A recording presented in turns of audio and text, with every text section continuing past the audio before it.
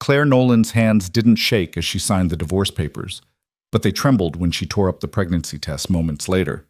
The bathroom tiles were cold beneath her knees, the shredded plastic scattering like confetti for a celebration that would never happen. Her husband had made his choice. Her sister had made hers too. Now Claire would make one that would cut everything clean. She would disappear. What she didn't know was that walking away from one betrayal would deliver her straight into the hands of a man far more dangerous, and that 5 years later, her daughter's illness would drag every buried secret back into the light. Before we begin Claire's story, if you're watching from anywhere in the world, drop a comment below telling me what city you're tuning in from. I love seeing how far these stories travel. And if you're ready for a tale of secrets, survival, and second chances, hit that like button and settle in, because this one's going to break your heart before it puts it back together. The law office smelled like furniture polish and broken promises. Claire Nolan sat across from her husband, ex-husband, she corrected herself, and watched him sign his name with the same careless flourish he'd used on their marriage certificate 3 years earlier. David's lawyer, a sharp-eyed woman in a charcoal suit, slid the papers across the mahogany table with practiced efficiency. "Initial here, here, and here," the lawyer said, her tone bored. This was just another Tuesday for her. Another marriage reduced to paperwork. David didn't look at Claire. He hadn't really looked at her in months, not since she'd walked in on him with Jessica in their bedroom. Not since she'd realized the affair had been going on for over a year. Not since she'd understood that her own sister had been the one to unlock the door that afternoon, knowing exactly what Claire would find. "Sign here, Mrs. Nolan," her own lawyer prompted gently. Claire picked up the pen. Her hand was steady. She'd cried all her tears weeks ago, in the shower where David couldn't hear her, in her car before walking into work, in the dark hours before dawn, when sleep refused to come. Now there was just a hollow space where her heart used to be, and a grim determination to survive this with whatever dignity she had left. She signed, Claire Elizabeth Nolan, soon to be Claire Elizabeth Carter again. Back to her maiden name. Back to being alone. "That's everything," David's lawyer said, gathering the documents with brisk efficiency. "The house goes to Mr. Nolan, as agreed. Mrs. Nolan receives her personal possessions and half the savings account, minus legal fees. No alimony, no further claims." Claire had agreed to all of it. She didn't want the house, not when every room held memories of a marriage that had been a lie. She didn't want his money, she just wanted out. David stood first, buttoning his jacket. For a moment his eyes flickered toward her, and she saw something that might have been regret, or perhaps just relief that she hadn't fought him harder.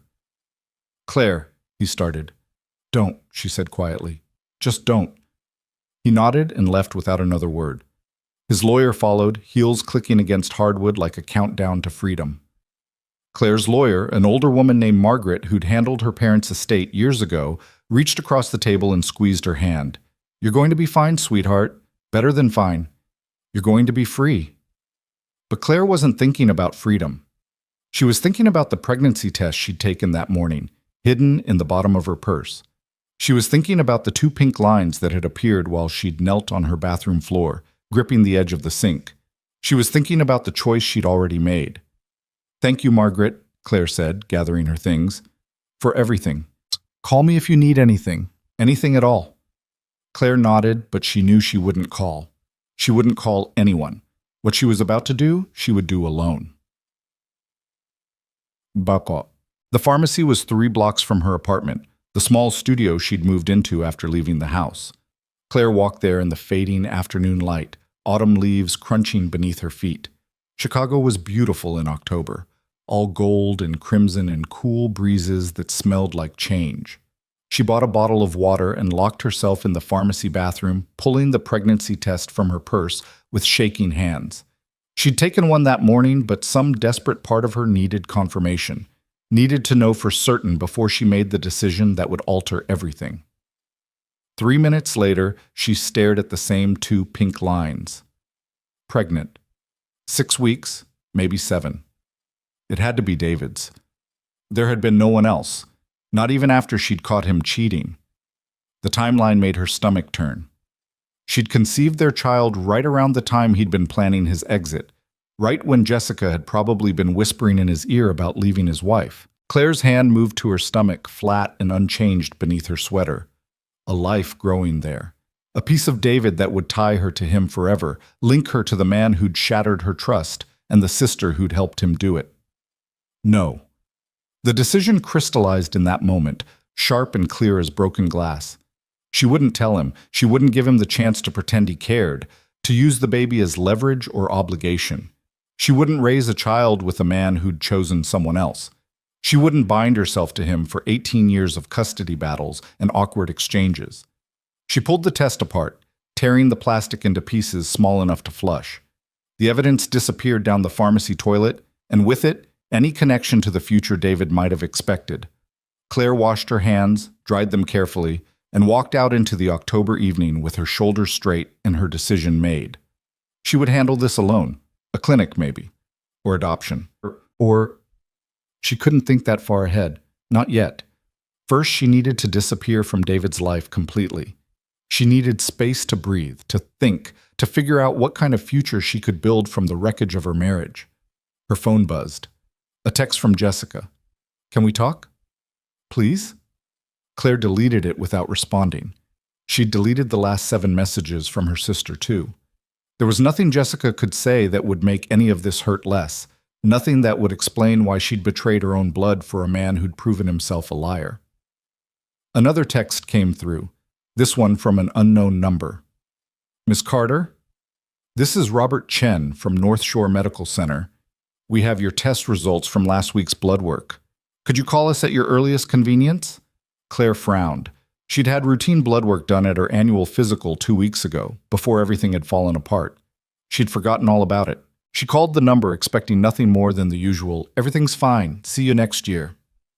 "Miss Carter," Dr. Chen's voice was professionally neutral. "Thank you for calling back. I wanted to discuss some abnormalities we found in your blood panel." Claire's heart stuttered. "Abnormalities?" "Nothing immediately concerning, but I'd like to run additional tests. Some of your markers suggest possible autoimmune activity. Have you been experiencing any unusual symptoms? Fatigue, joint pain, unexplained bruising?" She thought about the exhaustion she'd attributed to stress, the way her hands had been aching lately. "Some fatigue, but I thought, I've been going through a difficult time." "Stress can certainly exacerbate underlying conditions. I'd like to schedule you for a follow-up next week. We'll run a more comprehensive panel, just to be safe." Safe. Nothing about her life felt safe anymore. "Okay," Claire agreed, because what else could she do? "Next week. Next."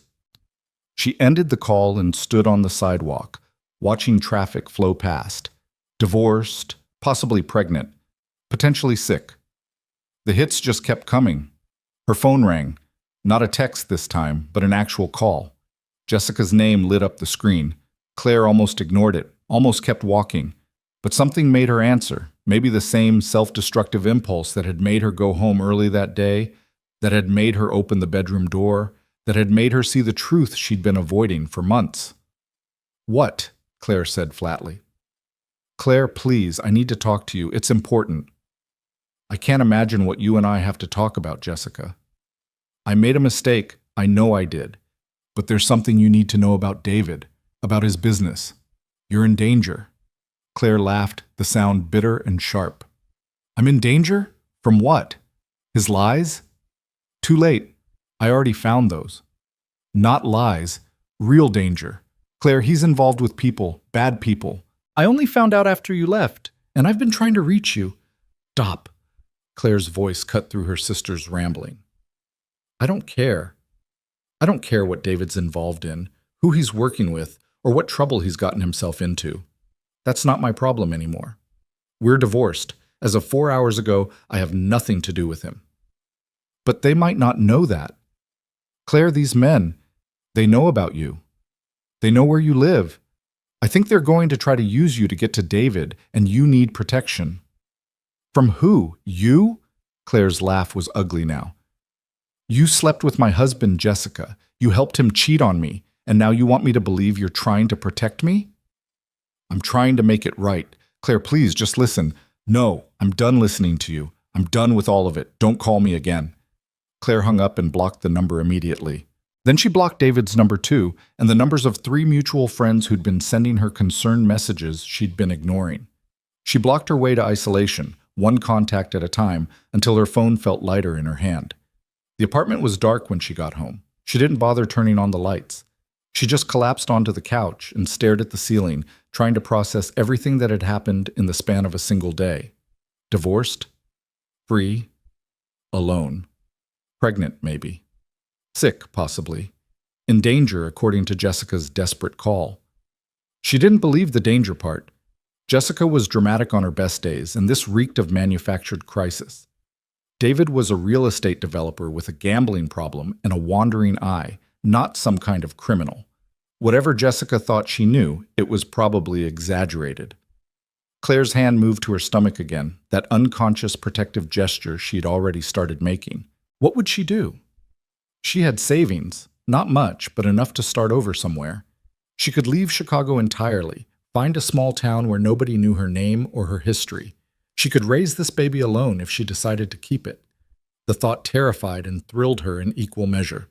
A knock at the door shattered her thoughts. Claire froze. It was nearly 8 o'clock. She wasn't expecting anyone. The knock came again, louder this time, more insistent. "Claire, open the door!" Jessica's voice, muffled but urgent. "Go away," Claire called. "Claire, please, they're coming. You need to leave right now. Stop being dramatic and leave me alone. I'm not being dramatic. There are men watching your building. Claire, I'm serious. You're in—" The sound of footsteps in the hallway cut Jessica off. Heavy footsteps. Multiple people. Claire stood slowly, her heart beginning to race. Through the peephole, she could see Jessica's face, pale and frightened. And behind her, 3 large men in dark clothing, advancing down the narrow corridor. "Claire, run!" Jessica screamed. "Don't open the—" The door shook with a tremendous impact. Not a knock this time, a kick. The frame splintered. Claire stumbled backward, her mind refusing to process what was happening. This wasn't real. This was some nightmare version of her already terrible day. The door burst open. Jessica fell forward, knocked aside by one of the men. She hit the hallway wall hard and slid down, dazed. Claire ran. She didn't think, didn't plan, just turned and sprinted for the apartment's back window that opened onto the fire escape. Behind her, she heard heavy footfalls, angry voices in a language she didn't recognize. Her hands fumbled with the window lock. It stuck. It always stuck. And she'd been meaning to fix it, and now she was going to die because of a stubborn window lock. It gave. She shoved the window up and climbed through, nearly falling 3 stories before her hands caught the fire escape railing. Below, the alley was dark and empty. Above, she could hear the men searching her apartment, destroying her fragile sanctuary. Claire climbed down, her breath coming in gasps, her mind a white noise of terror.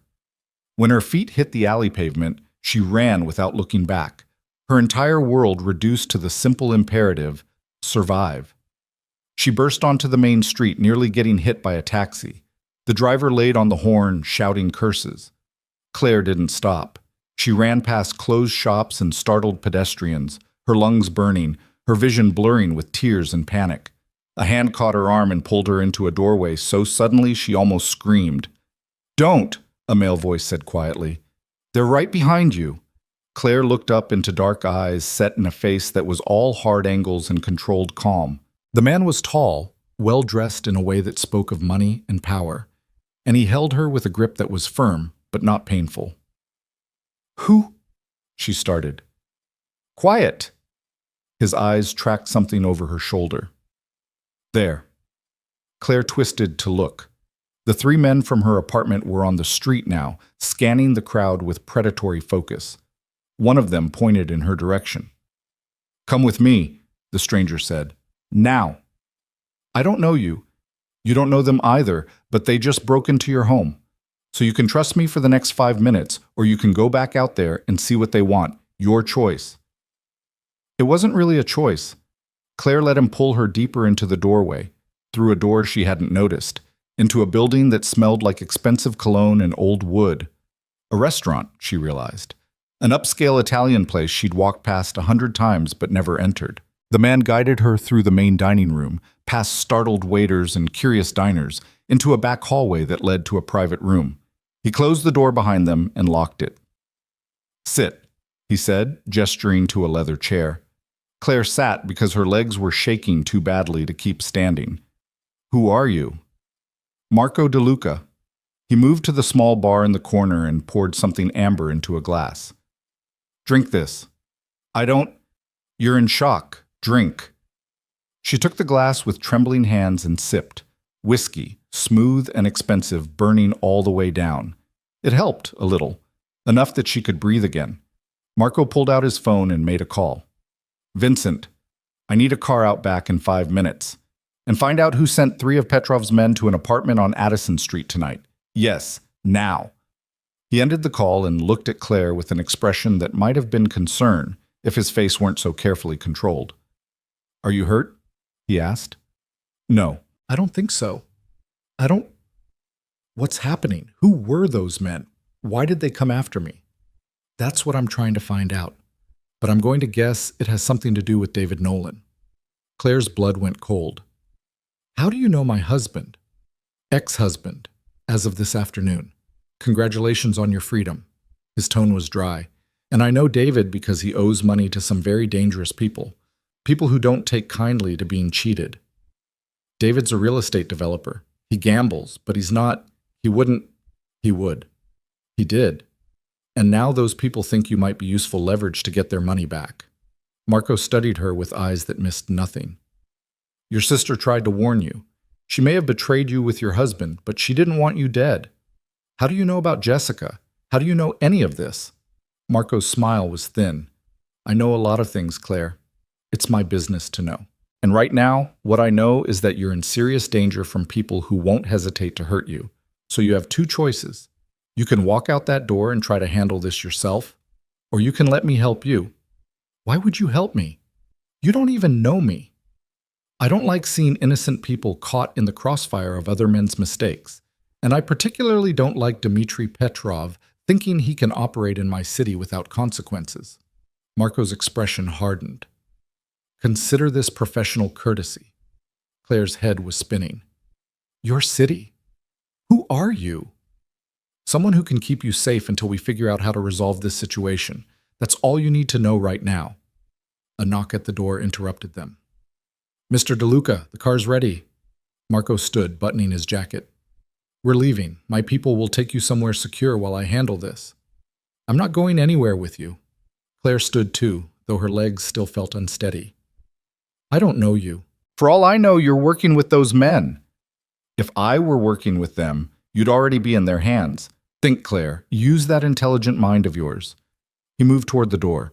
Those men will be watching your apartment. They'll be watching your friends' homes, your workplace, anywhere they think you might run. In about 12 hours, David will be dead, and they'll decide you're no longer useful. So you can trust me for one night, or you can take your chances out there. But decide quickly, because we're running out of time. Claire's hand went to her stomach again, that protective gesture she couldn't seem to stop. There was a life inside her, maybe. A future that deserved better than being collateral damage in David's catastrophically bad decisions. One night, she said finally, and then I want answers. All of them. Marco's smile was approving. Smart girl, come on. He led her through the restaurant's back entrance to a waiting black car. The driver was a large man with watchful eyes who nodded respectfully at Marco and opened the rear door for Claire. She hesitated at the threshold, every instinct screaming that she was making a terrible mistake. But behind her was chaos and violence and men who wanted to use her. Ahead was a stranger who'd already saved her once, whose calm authority suggested he was exactly as dangerous as the situation required. Claire got in the car. Marco slid in beside her, and the driver pulled away from the curb with smooth efficiency. Through the tinted windows, Claire watched her neighborhood slip past. The coffee shop where she bought her morning latte, the dry cleaner who knew her by name, the park where she sometimes sat on her lunch break, her ordinary life disappearing behind her. Where are we going? She asked quietly. Somewhere safe. Somewhere they won't think to look. Marco was typing something on his phone, his fingers moving quickly. I have a property outside the city. Secure. Private. You'll stay there tonight. And then what? And then I figure out how to resolve your problem without it following you for the rest of your life. Claire turned to look at him fully for the first time. In the dim light of the car, his face was all shadows and sharp edges, but there was something in his eyes that suggested he meant what he said, or at least that he believed he could deliver on the promise. "Why are you really doing this?" she asked. "People don't just help strangers for no reason." Marco's smile was slight. "Maybe I have my reasons. Or maybe I just don't like bullies. Does it matter?" "It might." "Then here's the truth. David Nolan made the mistake of thinking he could cheat Dmitry Petrov and get away with it. Petrov decided to send a message by going after David's wife. But Petrov operates in Chicago without my permission, and I don't appreciate him creating chaos in my territory. So helping you serves my interests as well as yours. Is that honest enough?" "Too honest, maybe." Claire processed his words slowly, understanding dawning like cold water. "You're a criminal. I'm a businessman with complicated interests. There's a difference." "Is there?" "You're alive, aren't you? Those men would have taken you somewhere very unpleasant and done things that would have made you wish you were dead. Instead, you're in a comfortable car heading towards safety. So yes, Claire, there's a difference." She couldn't argue with that logic, as much as she wanted to. She turned back to the window, watching the city give way to suburbs, then to countryside. The drive took almost an hour, long enough for exhaustion to creep in around the edges of her adrenaline. Finally, the car turned down a long private drive lined with old oak trees. At the end sat a house, more of an estate, really, all stone and glass and careful lighting that made it look like something from a magazine. "This is yours?" Claire asked, unable to keep the surprise from her voice. "One of several properties. Come on." The driver opened her door. Claire stepped out into cool night air that smelled like pine and autumn leaves. So different from the city, so quiet. Marco led her inside through rooms furnished with obvious money but surprising taste. Nothing ostentatious, nothing that screamed wealth, just quality and comfort. "The guest room is upstairs, second door on the right," he said. "There's a bathroom attached. My housekeeper keeps the place stocked, so you'll find everything you need. Tomorrow, we'll figure out next steps." "What about tonight? What are you going to do?" "I'm going to make some calls, have some conversations, resolve your problem." He loosened his tie, and for the first time since she'd met him, looked almost tired. "Try to get some sleep, Claire. You're safe here." "How can you be sure?" "Because anyone who wants to hurt you would have to go through me first. And I promise you, that's not a fight they want." There was something in his voice, not arrogance, but absolute certainty, that made her believe him. This man had killed before, would kill again if he deemed it necessary. The knowledge should have terrified her. Instead, it made her feel safer than she'd felt in months. "Thank you," she said quietly, "for helping me." Marco's expression softened slightly. "You're welcome. Now go rest. Tomorrow is going to be complicated." Claire climbed the stairs slowly, her body finally acknowledging the trauma of the evening. The guest room was beautiful, all soft grays and whites, with a bed that looked like a cloud. The attached bathroom had a shower with multiple jets and towels so thick and soft she wanted to cry. She locked the door, then checked it twice. Then she sat on the edge of the bed and finally let herself shake. She'd been attacked in her own home, chased through the streets, rescued by a stranger who'd admitted to being a criminal. And somewhere in Chicago, her ex-husband was probably about to die because of debts she'd known nothing about. Her whole world had gone insane in the span of hours. Claire pulled out her phone, thinking to call. Who? Margaret, her lawyer, the police? What would she even say? "Hi, some mobsters tried to kidnap me, so now I'm staying with a different mobster who promises he's one of the good guys." She opened her text messages and found one last message from Jessica, sent right before the men had broken down her door. "I'm so sorry. For everything. I love you. Please be safe." Claire deleted it. She deleted Jessica's contact entirely.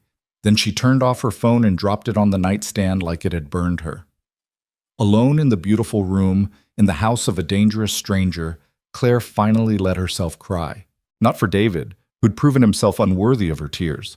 Not even for Jessica, whose betrayal had cut deeper than any affair. She cried for herself, for the life she'd lost, for the future she'd imagined that would never exist, for the woman she'd been when she'd woken up that morning, still innocent enough to think divorce was the worst thing that could happen to her. That woman was gone now. Claire didn't know who she would be tomorrow, She only knew that she had to survive the night first, had to make it to dawn, and then through the day after that, and the day after that. She changed into a t-shirt she found in the dresser, men's, probably Marco's, soft from washing, and climbed into bed. The sheets smelled like lavender and something else, something crisp and clean that reminded her of safety. Sleep came eventually, fitful and full of dreams where she ran forever down dark alleys, chased by shadows that never quite caught her. Boom. Downstairs, Marco DeLuca poured himself another whiskey and stared out the floor-to-ceiling windows at his dark property. Somewhere in the house above him, Claire Carter was trying to sleep. The woman whose life had imploded in a single day. The woman he'd saved on impulse for reasons he hadn't fully examined. She was beautiful, even terrified and disheveled. Dark hair, intelligent eyes, a spine of steel hidden beneath obvious fear. She'd run from danger without hesitation, climbed down a fire escape 3 stories up, and made the rational choice to accept help from a stranger when cornered. Smart, brave, broken. Exactly the kind of woman Marco usually avoided, because broken things required care he didn't have time to give, but there was something about her that had made him step in. Something beyond professional courtesy or territorial pride. When he'd seen her running down that street, pure terror on her face, something in his chest had tightened with unexpected protectiveness. He'd wanted to hurt the men chasing her, not just stop them, hurt them. Marco took a long drink and acknowledged the complication Claire Carter represented. She was David Nolan's ex-wife, which made her a liability.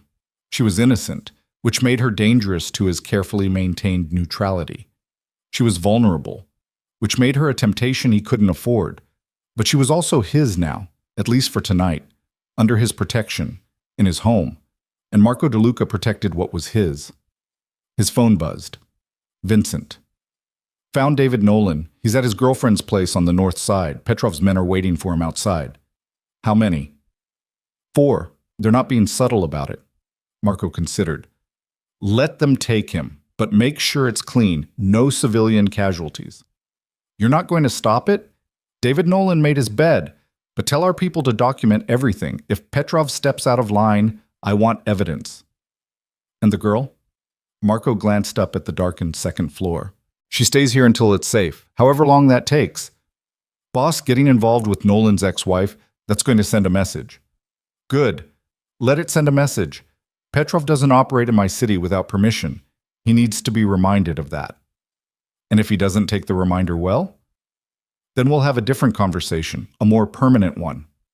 Marco ended the call and drained his glass. Tomorrow Claire would have questions. She'd want to know what happened to David, what happened to the men who'd chased her, what happened next. He'd tell her most of the truth. Not all, she couldn't handle all of it, but enough to help her understand the new reality she'd stumbled into. And then he'd let her go. Send her somewhere safe, somewhere far from Chicago and Petrov and the mess her ex-husband had created. Give her money to start over, a new name if she wanted it, whatever she needed to rebuild. That was the plan, the smart play, the professional choice. So why did the thought of sending her away make his jaw tighten with something that felt dangerously close to reluctance? Marco poured another whiskey and admitted what he'd been avoiding since the moment he'd pulled her into that doorway. Claire Carter was already under his skin, and letting her leave was going to be harder than it should be. But he'd do it anyway, because broken things deserved better than the kind of life he could offer, even if keeping her felt like the first right thing he'd done in years. Dawn came too early, pale light filtering through curtains Claire didn't remember closing. For one blessed moment, she forgot where she was. Then memory crashed back. The divorce papers, the pregnancy test, the men breaking down her door, Marco DeLuca's dark eyes and dangerous promises. She sat up slowly, her body aching from tension she'd carried through the night. The guest room looked different in daylight, less like a sanctuary and more like what it was, a beautiful cage in a stranger's house. Her phone sat on the nightstand where she'd left it, still powered off. Claire stared at it for a long moment before turning it back on. The screen lit up with a flood of notifications, 17 missed calls, 32 text messages. She scrolled through them with growing dread. 3 calls from Margaret, her lawyer, 5 from unknown numbers. The rest from Jessica, each message more desperate than the last. Claire, please answer. They took David. He's dead. Oh God. Claire, he's dead and it's my fault. Please tell me you're safe. I need to know you're alive. Claire's hands started shaking. David was dead. Her ex-husband, the man she'd loved enough to marry, the father of the child she might be carrying, dead because of debts and danger she'd known nothing about. She should feel something. Grief, maybe. Horror. Instead, there was just numbness and a terrible sense of inevitability. David had made his choices. Those choices had consequences. She'd just never imagined the consequences would be fatal. A soft knock interrupted her spiraling thoughts. Claire, are you awake? Marco's voice, calm and controlled even through the door. She pulled the borrowed t-shirt down and opened the door. Marco stood in the hallway, dressed in different clothes than last night, dark slacks and a crisp white shirt with the sleeves rolled to his elbows. He looked refreshed, unbothered, like he hadn't spent the night orchestrating whatever had happened in Chicago. David's dead, Claire said without preamble. Marco's expression didn't change. I know. I'm sorry. Are you? Sorry? That you're caught up in this? Yes, that David Nolan won't hurt anyone else? No. The honesty was brutal. Claire almost appreciated it. Did you kill him? No, Petrov's men did. Around 3 this morning.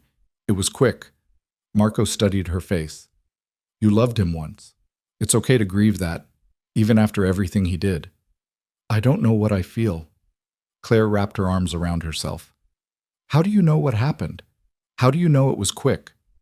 Because I had people watching, making sure it didn't turn into something messier. He gestured down the hallway. Come downstairs. We need to talk, and you should eat something first. Claire followed him through the house, noticing details she'd missed in last night's panic. Hardwood floors that gleamed in the morning light. Art on the walls that looked expensive and carefully chosen. Windows that overlooked grounds so extensive she couldn't see where the property ended. The kitchen was all marble and stainless steel, professional grade but warm somehow. A woman in her 60s stood at the stove, gray hair pulled back in a neat bun. Mrs. Chen, this is Claire. She's our guest. Marco pulled out a chair at the island. Claire, this is my housekeeper. She makes the best eggs you'll ever have. Mrs. Chen smiled, her eyes kind. Scrambled or over easy, dear? Scrambled, thank you. Claire sat, feeling surreal. Yesterday she'd signed divorce papers. Last night she'd fled from men who wanted to hurt her. This morning she was having breakfast with a mobster and his grandmother-like housekeeper. Mrs. Chen set a plate in front of her, perfectly scrambled eggs, crispy bacon, toast with butter melting into it. The smell made Claire's stomach growl despite everything. Eat, Marco said, pouring coffee into 2 mugs. Then we'll talk about what happens next. Claire picked up her fork mechanically. The eggs were incredible, creamy and rich. She ate without tasting, fueling her body while her mind raced. Marco waited until she'd finished half the plate before speaking. David owed Dmitry Petrov $300,000, money from a real estate deal that went bad. David promised to pay it back, then disappeared with the funds instead. Petrov doesn't forgive debt. Why didn't David just tell me? We could have, worked something out. Because by the time you would have found out, the debt had grown to $500,000 with interest. And because David was using that money to set up a new life with your sister. He wasn't planning to pay Petrov back at all. The bacon turned to ash in Claire's mouth. Jessica knew? Not at first. But she found out about 2 weeks ago. That's when she started trying to warn you. A little late for warnings. Claire pushed the plate away, her appetite gone. What about me? Am I still in danger? Marco leaned against the counter, coffee mug cradled in his hands. That depends. Petrov thinks you might know where David hid the money. Do you? I don't even know what money you're talking about. David and I kept separate accounts after... She stopped. After she'd caught him cheating. After she'd started preparing for divorce. I have no idea what he did with $500,000. I believe you. The question is whether Petrov will. Can't you just tell him I don't know anything? I could, but Petrov doesn't trust easily, and he's going to want proof, which means he'll want to question you himself. Marco's eyes met hers. I won't let that happen. There was steel in his voice, a promise that sounded dangerously close to protection. Claire didn't know how to feel about that. She'd spent one night under this man's roof. That didn't make them allies. It certainly didn't make them friends. So what do I do? Hide here forever? You disappear. Not forever, just long enough for Petrov to lose interest. I'll handle the situation with him, make it clear you're not worth pursuing. In a few months, maybe 6, you can come back. Or you can start over somewhere new, your choice. Claire's hand moved to her stomach, that protective gesture becoming habit. Disappear, start over. It wasn't what she'd planned, but then nothing about the last 24 hours had been planned. Where would I go? I have properties in other cities, or I can set you up somewhere neutral, Boston maybe, or Portland, somewhere far from Chicago and Petrov's attention. You'd need a new name, new documentation. I can arrange all of that. Why? The question came out sharper than she intended. Why are you doing all this for me? You said it was professional courtesy, but this is more than that. So what do you really want? Marco set down his coffee mug with careful precision. You want the truth? I think I've earned it. Fair enough. He crossed his arms, and for the first time since she'd met him, he looked almost uncomfortable. I don't like innocent people getting hurt because of other people's mistakes. My father, he stopped, jaw tight. Let's just say I learned young what it looks like when someone gets caught in crossfire they didn't deserve. So when I saw you running down that street, terrified, I made a choice. Maybe not the smart choice, but the right one. There was history in his words, old pain carefully buried. Claire recognized it because she carried her own buried pain. Your father was innocent? My father was a lot of things. Innocent wasn't one of them, but my mother was. And she paid the price for his choices. Marco's expression shuddered. That's not your burden to carry. Point is, I'm helping you because I can, and because you deserve better than what David left you with. That's the whole truth. Claire believed him. God help her, she believed every word. What if I don't want to disappear? What if I want to stay and fight? Then you'd be dead within a week. Petrov isn't someone you fight, Claire. He's someone you survive. And you? Are you someone people just survive? Marco's smile was thin. I'd like to think I'm more reasonable than Petrov, but I'm not someone you fight either. I'm someone you trust or you don't.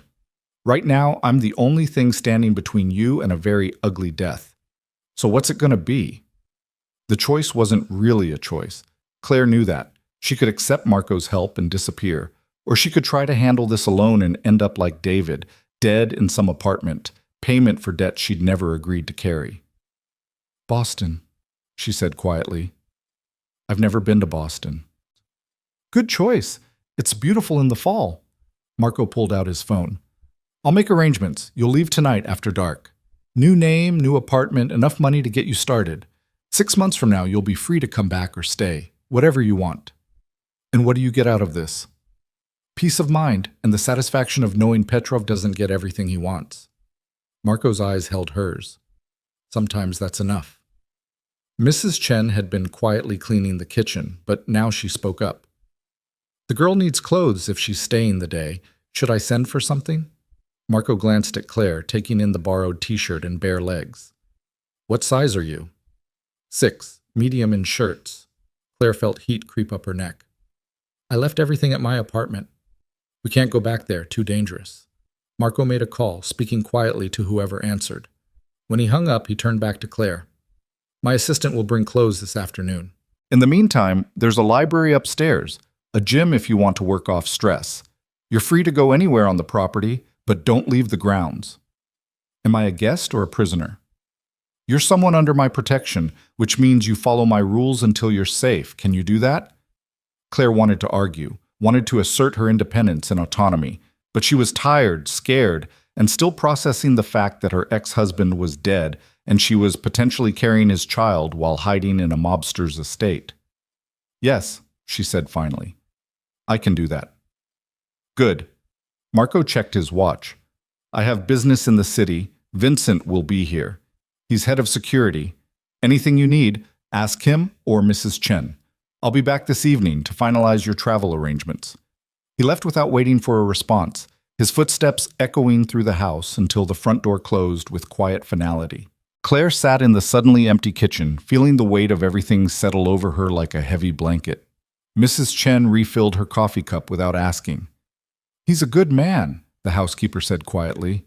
"Dangerous, yes, but good where it counts." "You've known him long?" "Since he was 15. Angry boy back then, all sharp edges and hurt.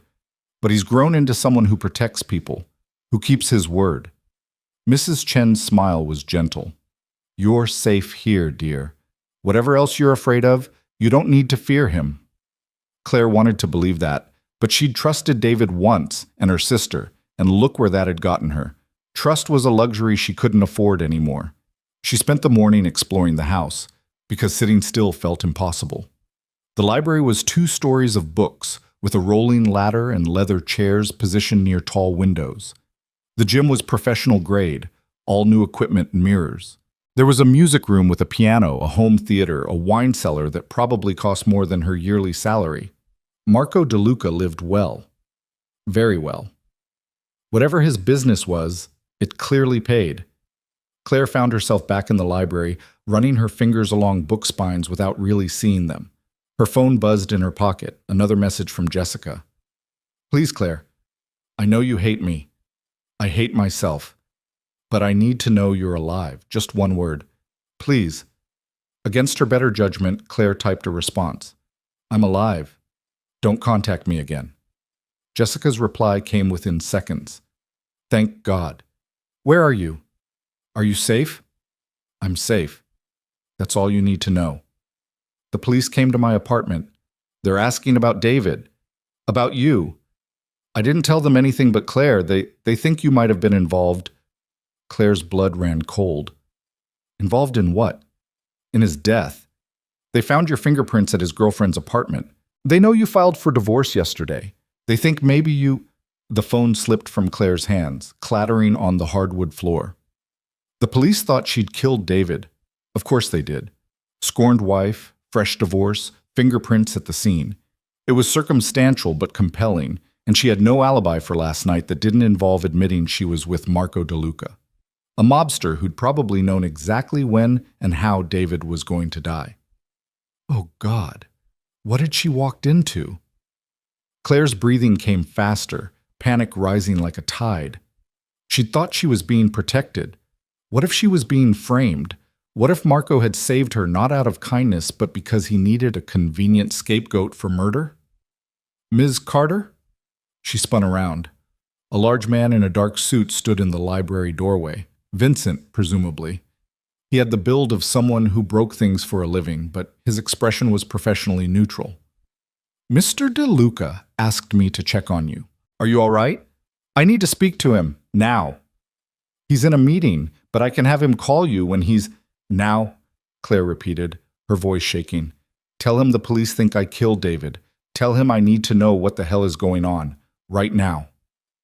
Vincent's expression shifted slightly, something like concern crossing his features. He pulled out his phone and stepped into the hallway. Claire heard low voices, then Vincent returned. "He's coming back, 30 minutes. It was the longest 30 minutes of Claire's life. She paced the library like a caged animal, scenarios spinning through her mind, each one worse than the last. By the time she heard the front door open, she'd convinced herself Marco had set her up from the beginning. He found her in the library, still wearing his business clothes, his expression unreadable. "Explain," Claire said before he could speak. "Explain why the police think I killed David." Marco closed the library door behind him. "Because someone made sure they would. My guess is Petrov, creating chaos to cover his tracks. My fingerprints are at the crime scene, at his girlfriend's apartment. How is that possible? I haven't been to that apartment in months." "When did you last see David? Before yesterday?" Claire thought back. 2 weeks ago, we met at a coffee shop to discuss the divorce settlement." "Did you touch anything? His phone, his keys, a pen?" "His pen. I borrowed it to make notes." The realization hit her. "They lifted my prints." "Probably. Not difficult if you know what you're doing. They transferred them to something at the apartment, made sure the police would find them. Now you're a suspect, which gives Petrov leverage. He can offer to clear your name in exchange for information about David's missing money." But I don't have any information. I know that. He doesn't. Or maybe he does and doesn't care. Either way, it's leverage. Marco moved closer, and Claire fought the urge to back away. This is why you need to disappear, Claire. Not in 6 months. Tonight. The police will want to question you. If you're not here, they can't. Running makes me look guilty. Staying makes you vulnerable. And potentially dead. His voice was hard now, brooking no argument. This isn't a debate. You're leaving tonight as planned. I'll handle the police, and I'll handle Petrov. Your job is to stay alive. By running away and letting everyone think I'm a murderer? By staying alive long enough for me to prove you're not. Do you trust me? The question hung between them. Did she trust him? This man she'd known for less than 24 hours, who'd saved her life but might have his own agenda, who spoke of murder and police and leverage like they were ordinary business concerns. I don't know, Claire admitted. I don't know anything anymore. Marco's expression softened slightly. That's fair, but here's what I know. You're innocent. David's death was unfortunate but inevitable. He crossed the wrong people. Your sister tried to help you, too late but genuinely. And right now the best chance you have at a normal life is letting me get you out of Chicago before this gets worse. Can you trust that much? Claire wanted to say no, wanted to call the police herself, explain everything, throw herself on the mercy of the legal system. But she knew how this looked, knew that innocent people went to prison all the time because circumstantial evidence was compelling and juries wanted someone to blame. And there was the baby. Maybe. Possibly. She still didn't know for certain, but she couldn't risk it. Couldn't risk going to jail pregnant, giving birth in custody, losing a child before she'd even decided if she wanted to keep it. Okay, she said quietly. I'll go tonight. But I want answers, Marco. Real answers. About who you are, what you do, why you're really helping me. All of it. You'll have them. On the drive to Boston, I'll tell you everything you want to know. He pulled out his phone. I'm moving up the timeline. You leave in 2 hours. Pack light. My assistant brought clothes. They're in your room. Bring nothing that can be traced back to you. I don't have anything. Everything I owned was in my apartment. Good. Easier that way. Marco headed for the door, then paused. Claire, you're doing the right thing. I know it doesn't feel like it, but you are. After he left, Claire climbed the stairs on shaking legs. In the guest room, she found shopping bags from expensive stores, jeans that actually fit, soft sweaters, practical shoes, even toiletries and makeup. Marco's assistant had good taste and better instincts. Claire changed into jeans and a dark sweater, pulling her hair back into a ponytail. She looked at herself in the mirror and barely recognized the woman staring back. Pale, frightened, running from a life that had imploded. Her phone buzzed again. Not Jessica this time. Margaret, her lawyer. Claire, the police contacted me. They want to talk to you about David. Call me before you speak to them. This is important. Claire deleted the message. She couldn't call Margaret back, couldn't explain where she was or what she was doing. Couldn't drag her lawyer into this mess. She turned off the phone completely and left it on the nightstand. Wherever she was going, Claire Carter couldn't follow. That woman was a suspect in a murder investigation, tied to a dead man and a dangerous debt. The woman who walked down those stairs 2 hours later would be someone else entirely. Marco was waiting in the foyer with Vincent and a woman in her 30s with sharp eyes and efficient movements. This is Angela, Marco said. She'll be traveling with you to Boston, getting you settled. Angela, this is Emma, the woman supplied. Emma Ross, recently relocated from Seattle for a fresh start. That's your story, and here are your documents. She handed Claire a folder. Driver's license, social security card, bank statements for the account we just opened in your name. Memorize the details during the drive. Claire opened the folder with trembling hands. The driver's license showed her face, but a different name, a different birth date. Emma Jane Ross, born April 15th, 1993 in Seattle, Washington. This is illegal, she said faintly. This is survival, Marco corrected. Your real identity stays buried until it's safe to resurface. 6 months, maybe less if I can resolve things faster. Can you do this? Claire looked at the documents, at the stranger's life she was supposed to inhabit. Then she looked at Marco, at the certainty in his eyes that this was the only way. I can do this, she said, and hoped it was true. The drive to Boston took 8 hours. Angela drove in silence for the first two, letting Claire process. Then, as promised, Marco called. You wanted answers, his voice came through the car's speakers. Ask. Who are you, really? Marco DeLuca, 34 years old. I run various businesses in Chicago, restaurants, real estate, import-export. Some of those businesses are legitimate, some aren't. I keep the city peaceful by mediating between people like Petrov and people who want Petrov gone. It's a careful balance. You're a criminal.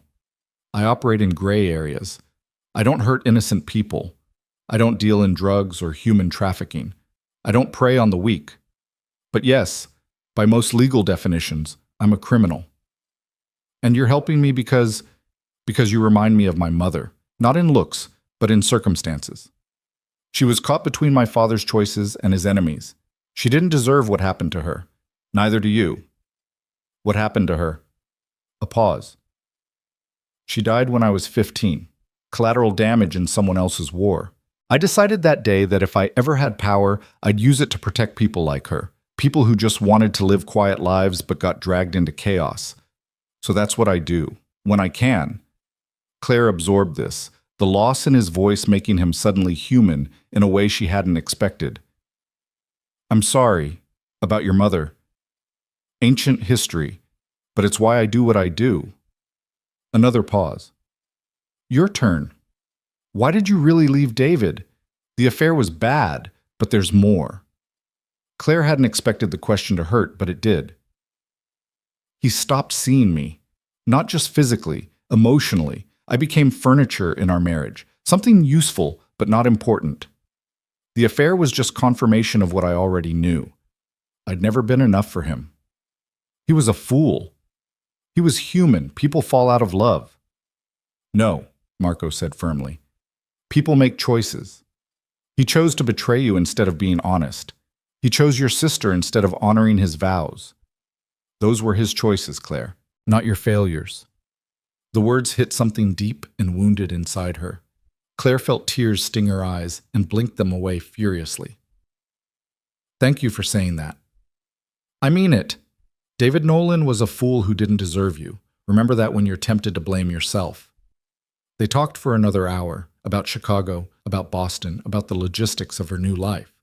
Marco had arranged an apartment, a job at a small bookstore whose owner owed him a favor, even a bank account with enough money to live on for months. I'll pay you back, Claire insisted. Consider it an investment in justice. Or don't think about it at all. Just focus on building a life as Emma Ross. When the call ended, Claire felt steadier. Not safe. She might never feel truly safe again. But steadier. Like maybe she could survive this. They reached Boston just after midnight.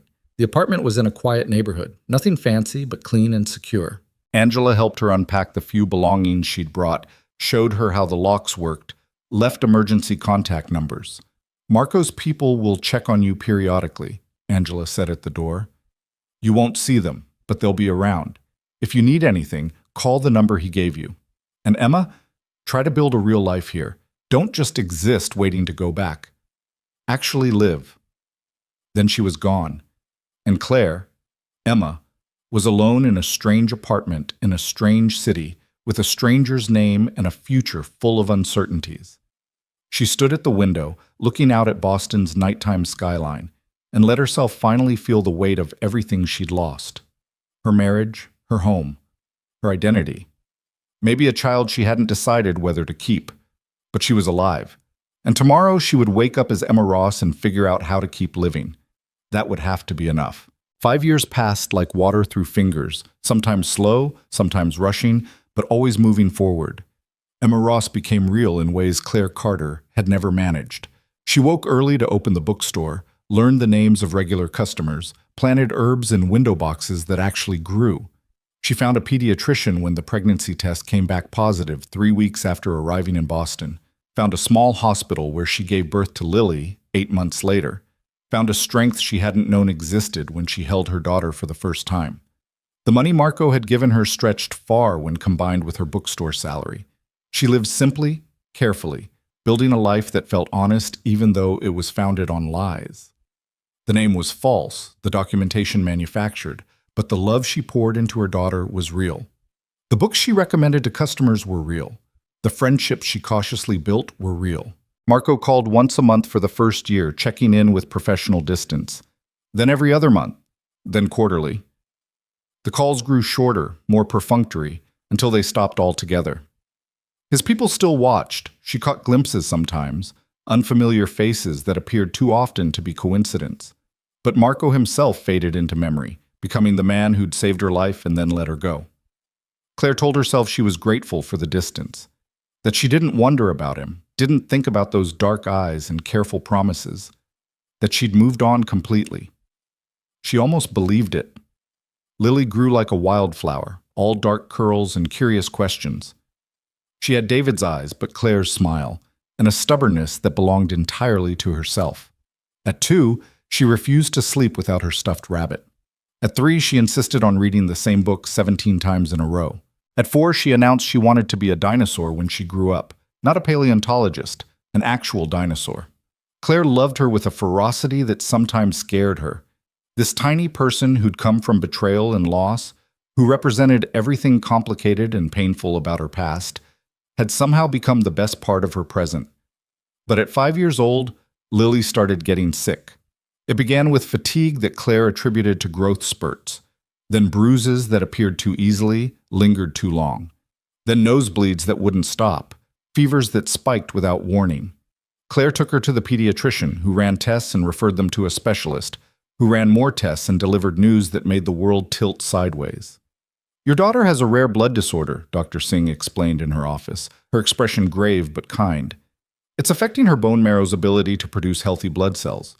Without treatment, her condition will continue to deteriorate." Claire's hand found Lily's, squeezing tight. Her daughter sat beside her, swinging her legs and humming, blissfully unaware of the weight of the doctor's words. "What kind of treatment?" Claire asked, her voice steady through sheer force of will. "Transfusions in the short term to manage symptoms. But ultimately she'll need a bone marrow transplant. The best chance of finding a compatible donor is usually a biological relative, parent, sibling, extended family." Parent. The word echoed in Claire's head. Lily's father was dead, buried in Chicago under circumstances Claire had spent 5 years trying to forget. David's family had never known about Lily, would never know about her if Claire had her way. "I'll get tested," Claire said. "I'm her mother. I'll be compatible." Dr. Singh's expression suggested she already knew the answer would disappoint. "We'll test you, of course, but the odds of a parent being a perfect match are only about 25%. Do you have other family we could contact, Lily's father?" "He's dead, and I don't have other family." The lie came easily now, smooth as truth. Emma Ross had no family, no ties, no past that could complicate her daughter's future. The testing proved Dr. Singh right. Claire wasn't a match, neither were the bone marrow registries they searched desperately over the following weeks. Lily's specific genetic markers were rare enough that finding a stranger donor would be nearly impossible. "There must be someone," Claire insisted during one appointment, watching Lily color at the small table in the corner. Her daughter was getting thinner, paler, moving with the careful slowness of someone whose body hurt. "What about her father's family? Could we find them somehow?" Dr. Singh hesitated. "If we had their information, we could reach out through the hospital, explain the situation. Most people are willing to get tested when a child's life is at stake." Most people. But David's family wasn't most people. They were wealthy, powerful, and had considered Claire trailer trash even when she'd been married to their golden boy. They'd made their feelings clear at the wedding, at every family gathering afterward, in the cold silence after David's death when they'd blamed her without evidence. Still, this was Lily's life. "I need to think about it," Claire said quietly. That night, after Lily was asleep, Claire pulled out the phone she'd hidden in the back of her closet 5 years ago. The one that belonged to Claire Carter, not Emma Ross. She'd charged it once a year, just in case, but had never turned it on. Her hands shook as she powered it up. The phone buzzed with years of accumulated messages, notifications, voicemails. Claire ignored them all and pulled up the one contact she'd never deleted, Marco DeLuca. She stared at his name for a long time before typing a message. "I need help." My daughter is sick and I don't know what else to do." She didn't expect a response. 5 years was a lifetime in his world. He'd probably moved on, forgotten about the scared woman he'd helped escape Chicago. She was just another ghost from his past. The phone rang 30 seconds later. "Claire." His voice was exactly as she remembered, calm, controlled, with an undertone of something darker. "Tell me everything." So she did. Standing in her small Boston kitchen, speaking quietly so she wouldn't wake Lily, Claire explained about the blood disorder and the failed matching and the desperate need for a biological relative. She explained about David's family, about the impossibility of reaching out to them without revealing where she was and who she'd become. Marco listened without interrupting. When she finished, there was a long silence. "I'll handle it," he said finally. "Give me 3 days." "Marco, I can't ask you to You didn't ask, I'm offering. 3 days, Claire. Keep your daughter stable, and I'll find you a donor." "How? You can't just—" "3 days." He hung up before she could argue. Claire stood in the darkness, phone still pressed to her ear, and felt something she hadn't felt in 5 years. Hope. 2 days later, Dr. Singh called with news that made no sense. "We found a match," she said, her voice bright with surprised relief. "A perfect match? I don't know how this happened. The donor registry system flagged someone who wasn't in our original search pool. He's willing to donate immediately." "Who is he?" Claire asked, her heart hammering. "The system shows him as an anonymous donor, but he's requested to meet you and Lily before the procedure. That's unusual but not unheard of. Are you comfortable with that?" Claire knew, even before Dr. Singh said his name, knew with a certainty that made her knees weak. "The donor's name is Marco DeLuca." Of course it was. "When?" Claire managed. "He's flying in tomorrow. The procedure is scheduled for the day after. Ms. Ross, this is incredibly fortunate. Mr. DeLuca's markers are the best match we could have hoped for. Your daughter is very lucky." Lucky. Claire wasn't sure luck had anything to do with it. She spent the next 24 hours in a state of controlled panic. Marco was coming here, to Boston, to the life she'd built as Emma Ross, to meet the daughter whose existence he knew nothing about. A daughter who was 5 years old. A daughter conceived right before Claire had fled Chicago. A daughter who had to be his. The math was inescapable. Claire had been pregnant when she'd run, carrying a child conceived that one desperate night in Marco's estate. She'd assumed it was David's, the timeline had been close enough, and she'd been too panicked to think clearly. But David hadn't been a bone marrow match. His family wouldn't be matches either. Marco was a perfect match. Marco was Lily's father. Claire sat on the edge of her bed and tried to breathe through the realization. She'd spent 5 years raising his daughter without knowing it, building a life around a child who belonged to a man who'd let her go without question. And now he was coming here, was going to save that child's life, and Claire had no idea what happened next. The hospital room was private and expensively appointed when Claire arrived with Lily the next afternoon. Marco was already there, standing by the window in dark slacks and a crisp white shirt, looking exactly as she remembered, but somehow different. Older, maybe. More settled. He turned when they entered, and his eyes went straight to Lily. The recognition was instant. Claire saw it in the way his expression froze, the way his jaw tightened almost imperceptibly. He knew. Of course he knew. Lily had his coloring, his bone structure, even the way his eyebrow lifted when he was thinking. "Mr. DeLuca," Dr. Singh said warmly, "this is Emma Ross and her daughter, Lily. Ladies, this is the generous donor who's going to help make Lily better." Marco's eyes finally moved to Claire. 5 years of questions, 5 years of distance, 5 years of secrets, all of it visible in that single look. "Miss Ross," he said evenly, "it's good to meet you." The lie sat between them like broken glass. "Thank you for doing this," Claire said, her voice barely steady, "for helping my daughter." "Our daughter, I think." The words were quiet, meant only for her. Dr. Singh was already kneeling beside Lily, asking her about the coloring book she'd brought. Claire's breath caught. "Marco, not here. Later, after we make sure she's okay." He moved toward Lily, kneeling so he was at her eye level. "Hi, Lily. I'm Marco." Lily studied him with serious dark eyes. You're going to give me your blood? Sort of. Something called bone marrow. It's going to help your body make healthy blood again. Will it hurt you? A little. But I don't mind. You're worth it. Lily considered this, then held out her stuffed rabbit. Mr. Hops is scared. Can you tell him it's okay? Marco took the rabbit with careful reverence. Mr. Hops, I promise everything's going to be fine. You're very brave for taking such good care of Lily. Watching them together, this dangerous man and her fragile daughter, Claire felt something crack open in her chest.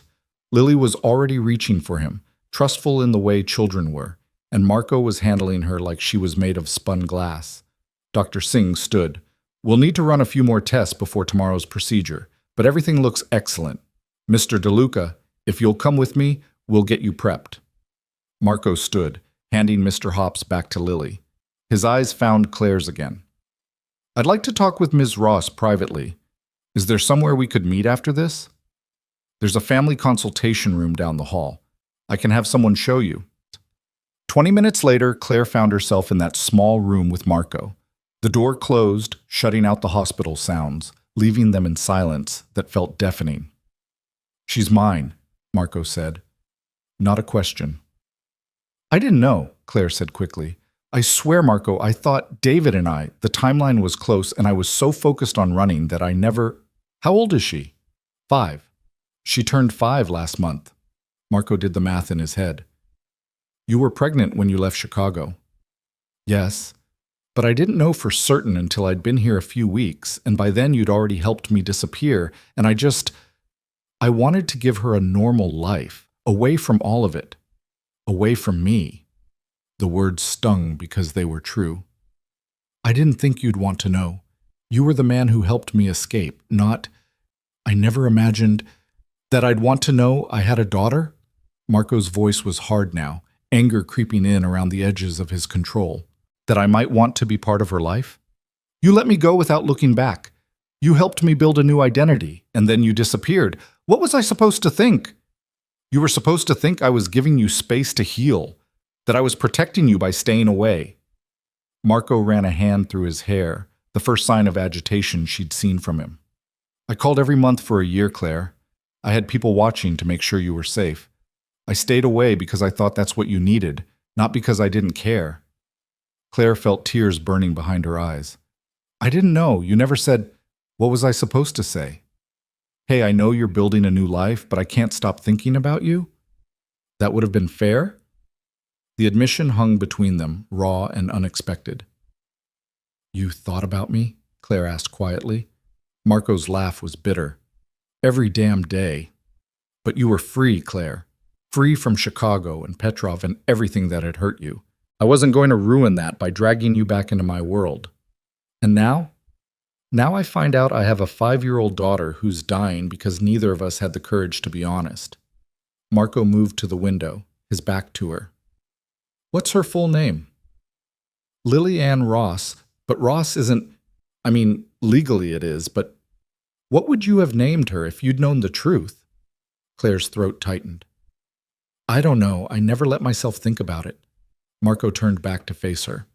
After tomorrow, after the transplant, we're going to have a very long conversation about what happens next, about how we tell her the truth, about what kind of relationship I get to have with my daughter.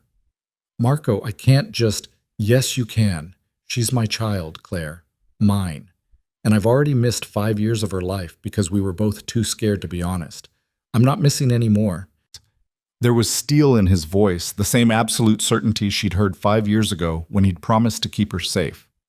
This wasn't a request. It was a statement of fact. Okay, Claire said, because what else could she say? He was right. Lily deserved to know her father, deserved the chance to have both parents in her life, whatever that looked like. Okay, Marco echoed. Some of the tension left his shoulders. Now, tell me everything. What she likes, what she's afraid of, what makes her laugh. I want to know my daughter. So Claire told him. About Lily's obsession with dinosaurs and how she insisted on wearing mismatched socks because matching was boring. About how she sang made-up songs in the bathtub and refused to eat anything green except pickles. About her fierce loyalty to Mr. Hops and her gentleness with other children, and her absolute terror of thunderstorms. Marco listened to every word like he was memorizing scripture, and when Claire finally ran out of stories, he asked the question she'd been dreading. "Why didn't you tell me? When you found out you were pregnant, why not call?" Claire chose honesty, because he deserved at least that much. "Because I was terrified of what it would mean, of tying myself to someone I barely knew, of bringing a child into your world, and because part of me thought you'd saved me out of guilt or obligation, not because you actually cared. Telling you about the baby felt like asking for something you never offered." "I would have offered everything," Marco said quietly. "If I'd known, I would have given you everything. I know that now. But then, I was just trying to survive." Marco studied her for a long moment. "We both made mistakes. We were both protecting ourselves instead of trusting each other. But that ends now, Claire. For Lily's sake, we have to do better. I'll try. I promise I'll try. That's all I'm asking." The door opened and Dr. Singh appeared. "Mr. DeLuca, we're ready for your final prep. The procedure is scheduled for 7 a.m. tomorrow." Marco nodded, then looked back at Claire. "I'll see you in the morning. And Claire, thank you for taking care of her, for keeping her safe all these years." The words nearly broke her. Claire managed a nod, not trusting her voice. She spent that night in Lily's hospital room, watching her daughter sleep, trying to imagine what came next.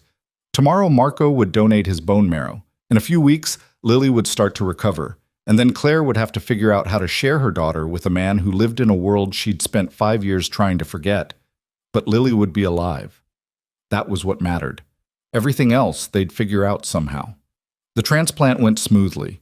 Marco was in surgery for 2 hours while Claire paced the waiting room, alternating between praying to a God she wasn't sure she believed in and bargaining with the universe.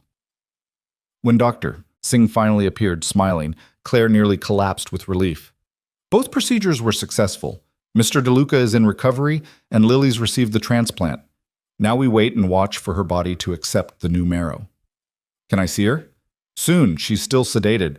But Ms. Ross, I want you to prepare yourself. The next few weeks will be difficult. Her immune system will be compromised while the new marrow establishes itself. She'll need to stay isolated, and even small infections could be dangerous. Claire knew the drill. They discussed it endlessly before the transplant. I understand. When can I see Marco? He's asking for you, actually. Room 412. Claire found him propped up in bed, pale but alert.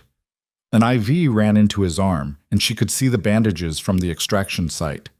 How are you feeling? She asked from the doorway. Like someone drilled into my hip and stole my bone marrow. But I'll live. Marco's smile was faint. How's Lily? Sedated, but the transplant went perfectly. Dr. Singh says we just have to wait now. Then we wait. He gestured to the chair beside the bed. Sit. We should probably have that conversation now, while we're both stuck here. Claire sat, folding her hands in her lap to keep them from shaking. What do you want to know? Everything. But we can start with the practical things. Where do you live? How do you support yourself? What kind of life has Emma Ross built? So she told him about the bookstore, about her small apartment in a neighborhood where people knew each other's names, about the careful simplicity she'd cultivated. She told him about raising Lily alone, about the fear and joy of single motherhood, about learning to trust herself in ways she never had before. Marco listened without judgment, asking occasional questions, his expression thoughtful. You did well, he said when she finished. Better than well. You built something real. It's built on lies, though. The name, the documentation, all of it. The name's a lie. The life is real. Don't confuse the two. Marco shifted carefully, wincing. What do you want, Claire? For yourself? For Lily? If you could have anything, what would it look like? The question caught her off guard. No one had asked her that in 5 years. I want Lily to grow up safe and healthy. I want her to have choices, opportunities, a future that isn't limited by my mistakes. And I want... She stopped, surprised by the truth that wanted to surface. What? Marco prompted gently. I want to stop being afraid. I've spent 5 years looking over my shoulder, waiting for my past to catch up with me. I'm tired of it. Then come back to Chicago. Claire's head snapped up. What? Come back. The threat from Petrov ended years ago. He's dead, actually. Took over too much territory and someone took exception. David's debts died with him. You're not wanted for anything. The police investigation went cold when you disappeared. There's no reason for you to keep hiding. Except that Claire Carter is dead. Emma Ross exists. I have a life here. You have a half-life built on fear. You could have a whole one. Marco's eyes held hers. I'm not asking you to come back for me. I'm asking for Lily. So she can know her father, so you don't have to raise her alone, so you can both have the protection and resources my name provides. Your dangerous world, you mean? My world is what it is, but I've spent the last 5 years making it less dangerous, consolidating power, eliminating threats, building legitimate businesses. I'm not the same man I was, Claire. And even if I were, I'd protect you both with everything I have. Claire wanted to refuse, wanted to insist that her careful Boston life was enough, that she didn't need his help or his world or the complications that came with both. But she couldn't deny the truth. Lily deserved to know her father, deserved the security and opportunities Marco could provide, deserved better than a mother constantly looking over her shoulder. I need time, she said finally, to think about it, to figure out what's best for Lily. Take all the time you need. But while you're thinking, consider this. I've waited 5 years to meet my daughter. I'm not waiting 5 more to be part of her life. Whatever you decide about Chicago, about us, I'm going to be her father. Somehow, some way. It wasn't a threat. It was a promise. And Claire found herself believing every word. Over the next 3 weeks, as Lily's body slowly accepted the transplant, Marco became a permanent fixture in their lives. He visited every day, bringing books and toys and an endless patience for Lily's questions. He read her stories about dinosaurs until his voice went hoarse. He held her hand through painful procedures. He learned the words to her made-up songs and pretended Mr. Hops was the wisest creature alive. And he fell completely, irrevocably in love with his daughter. Claire watched it happen with a mixture of joy and grief. Joy because Lily deserved this. Deserved a father who looked at her like she hung the moon. Grief because she'd stolen 5 years of this from both of them through fear and silence. Stop, Marco said one evening, catching her expression as she watched him help Lily with a puzzle. I can hear you blaming yourself from across the room. I kept her from you. 5 years, Marco. 5 years you can never get back. You did what you thought was right to protect her. I can't fault you for that. He glanced at Lily, who was absorbed in finding the right puzzle piece. Besides, we have now. We have every day going forward. That's what matters. Is it enough? For you? Marco met her eyes with an intensity that made her breath catch. It has to be. Because the alternative, being angry, demanding things that can't be changed, that just hurts everyone, especially her. He was right. Claire knew he was right, but the guilt still sat heavy in her chest, a constant reminder of everything she'd cost them all.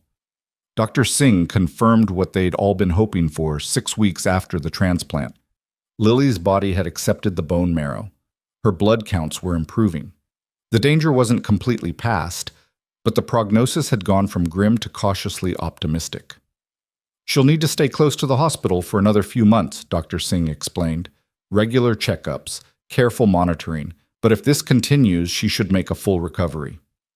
That night, Claire and Marco sat in the hospital cafeteria after Lily had fallen asleep, both exhausted and relieved. We need to tell her, Marco said quietly. About me. About us. She's strong enough now to handle the truth.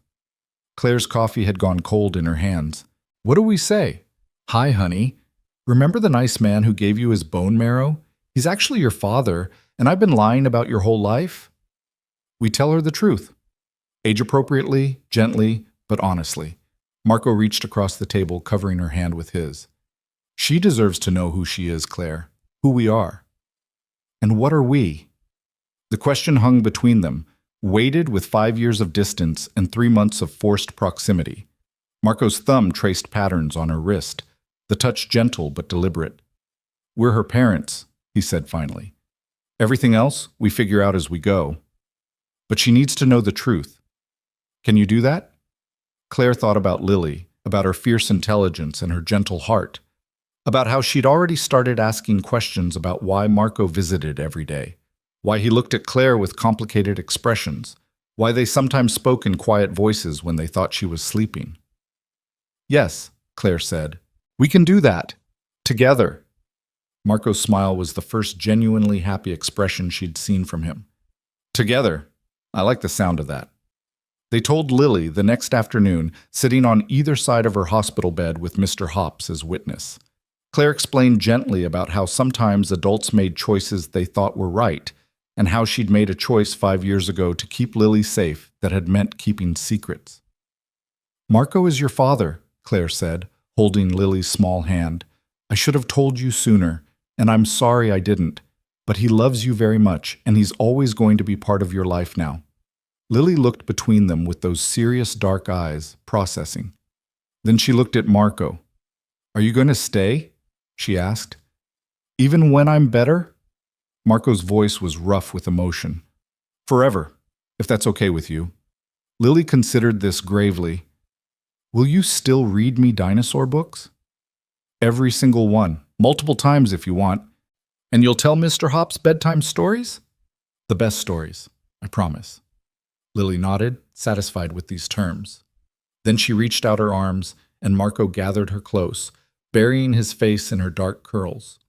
Claire saw his shoulders shake slightly and knew he was crying. Her own tears fell silently as she watched her daughter and the man who'd saved them both find each other at last. Later that night, after Lily had drifted off to sleep, Marco walked Claire to her car. The Boston night was cold, autumn turning toward winter, and Claire pulled her coat tighter against the chill. "Come back to Chicago," Marco said again. "Please, let me give you both the life you deserve." Claire looked up at him, at this complicated man who'd saved her twice now and asked for nothing in return except the chance to love his daughter. "What about us? What do we become in this scenario?" "Whatever we want, partners, friends, co-parents." His hand came up to cup her cheek, thumb brushing away a tear she hadn't realized had fallen. "Or something more, if you're brave enough to try." "I haven't been brave in 5 years." "You raised a child alone in a strange city with a fake name and a constant fear of discovery. That's the bravest thing I've ever seen." Marco's smile was gentle. "Come home, Claire. Let me help you be brave again." Standing in that hospital parking lot, with her daughter sleeping upstairs and her future suddenly full of possibilities instead of limitations, Claire made a choice. Not the safe choice, not the careful choice, but the right one. "Okay," she whispered. "We'll come home." Marco pulled her into his arms, and for the first time in 5 years, Claire let herself be held. Let herself believe that maybe, just maybe, everything was going to be okay. The decision to return to Chicago felt both inevitable and terrifying. Claire spent the next 3 weeks finishing Lily's medical clearances while Marco made arrangements that seemed to materialize out of thin air. A house in a quiet neighborhood with good schools, enrollment at a private academy known for its excellent science program, even a position for Claire at an independent bookstore whose owner had mysteriously decided to retire early. "You're buying my life," Claire said one evening as they reviewed the paperwork Marco had brought to the hospital. Lily was doing physical therapy down the hall, regaining strength that the illness had stolen. "I'm building a foundation for our daughter's future," Marco corrected. "There's a difference." "Is there? Because from where I'm sitting, it looks like you're controlling everything." Marco set down the papers with careful precision. "What would you prefer? That I do nothing while you struggle to find work and housing in a city you haven't seen in 5 years? That I let you exhaust yourself trying to prove you don't need help when we both know you do?" The words stung because they were true. Claire's Boston life had been manageable for one person living simply, but returning to Chicago meant facing her past, reclaiming her real identity, and navigating a world that had moved on without her. Doing all that while caring for a recovering child would be nearly impossible without support. "I just don't want to owe you," she admitted quietly. "You don't owe me anything. But Lily deserves stability, and you deserve to not have to fight every battle alone." Marco's expression softened. "I'm not trying to control you, Claire. I'm trying to make your life easier. If that makes you uncomfortable, tell me what you need instead." Claire looked at the paperwork. The deed to a house she'd never seen. The job offer at a salary higher than anything she'd earned as Emma Ross. The school enrollment for a daughter who'd only ever known Boston.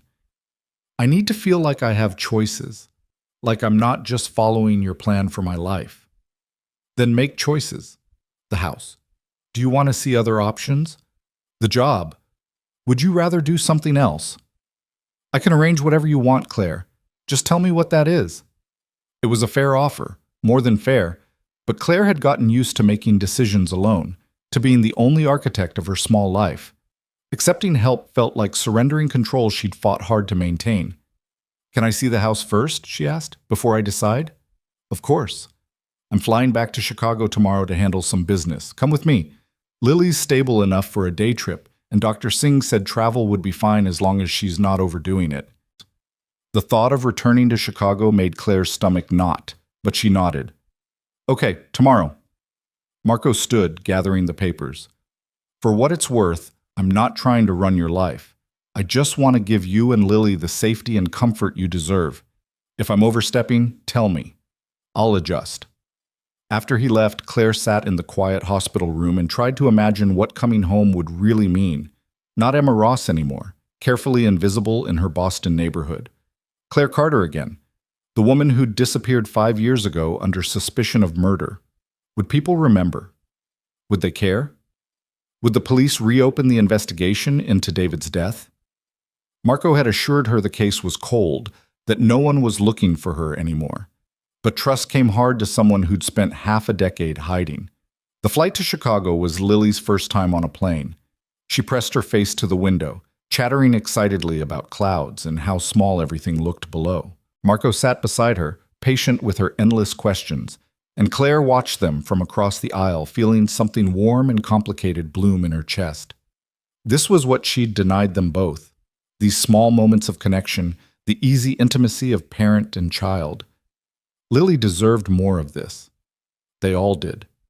The car that met them at the airport was sleek and expensive, driven by the same Vincent who'd been head of security 5 years ago.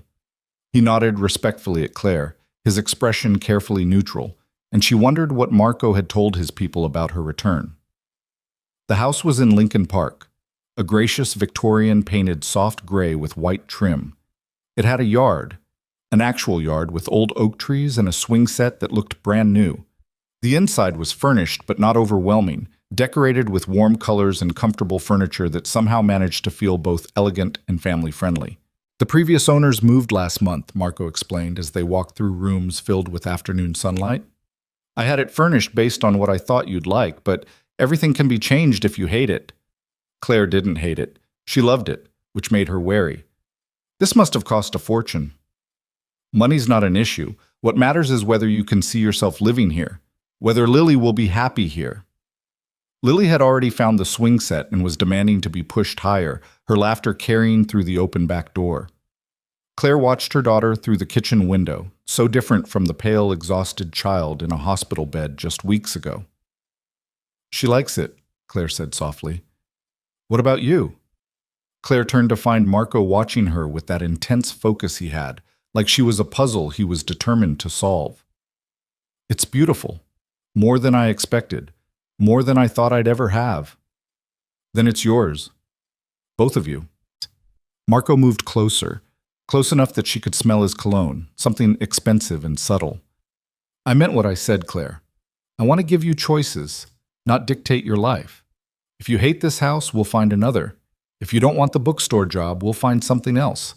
But please stop fighting me on the basic premise that you and Lily deserve good things. I'm not used to this, Claire admitted, to someone wanting to take care of me. After David, after everything, I learned to only rely on myself. I'm not asking you to stop relying on yourself. I'm asking you to let me stand beside you instead of behind you. Marco's hand came up, tucking a strand of hair behind her ear in a gesture that felt dangerously intimate. We're partners now, in raising Lily if nothing else. Partners share burdens. Let me share yours. The sincerity in his voice made Claire's throat tight. What if I mess this up? What if I can't be what you need me to be? You're already exactly what I need you to be. Lily's mother, a woman who's survived impossible circumstances, someone brave enough to start over even when it terrifies you. Marco's smile was slight. I'm not asking for perfection, Claire. I'm asking for honesty and partnership. Can you give me that? She thought about the alternative, going back to Boston alone, raising Lily without Marco's support, always wondering what might have been if she'd been brave enough to try. Thought about denying Lily the chance to really know her father, to have two parents who loved her instead of one exhausted woman doing her best. Yes, Claire said finally. I can give you that. Relief flickered across Marco's expression. Good. Then let's tell Lily this is home. They stayed in Chicago for 3 days, giving Lily time to adjust to the new house and meet the neighbors. Marco had somehow arranged for a family with a daughter Lily's age to live 2 doors down, and the two girls became instant friends over a shared obsession with dinosaurs. Claire met Jessica on the second day in a coffee shop that felt neutral enough for the confrontation she'd been dreading for 5 years. Her sister looked older, thinner, with lines of worry around her eyes that hadn't been there before. She stood when Claire entered, her expression somewhere between hope and terror. You came, Jessica said, her voice shaking slightly.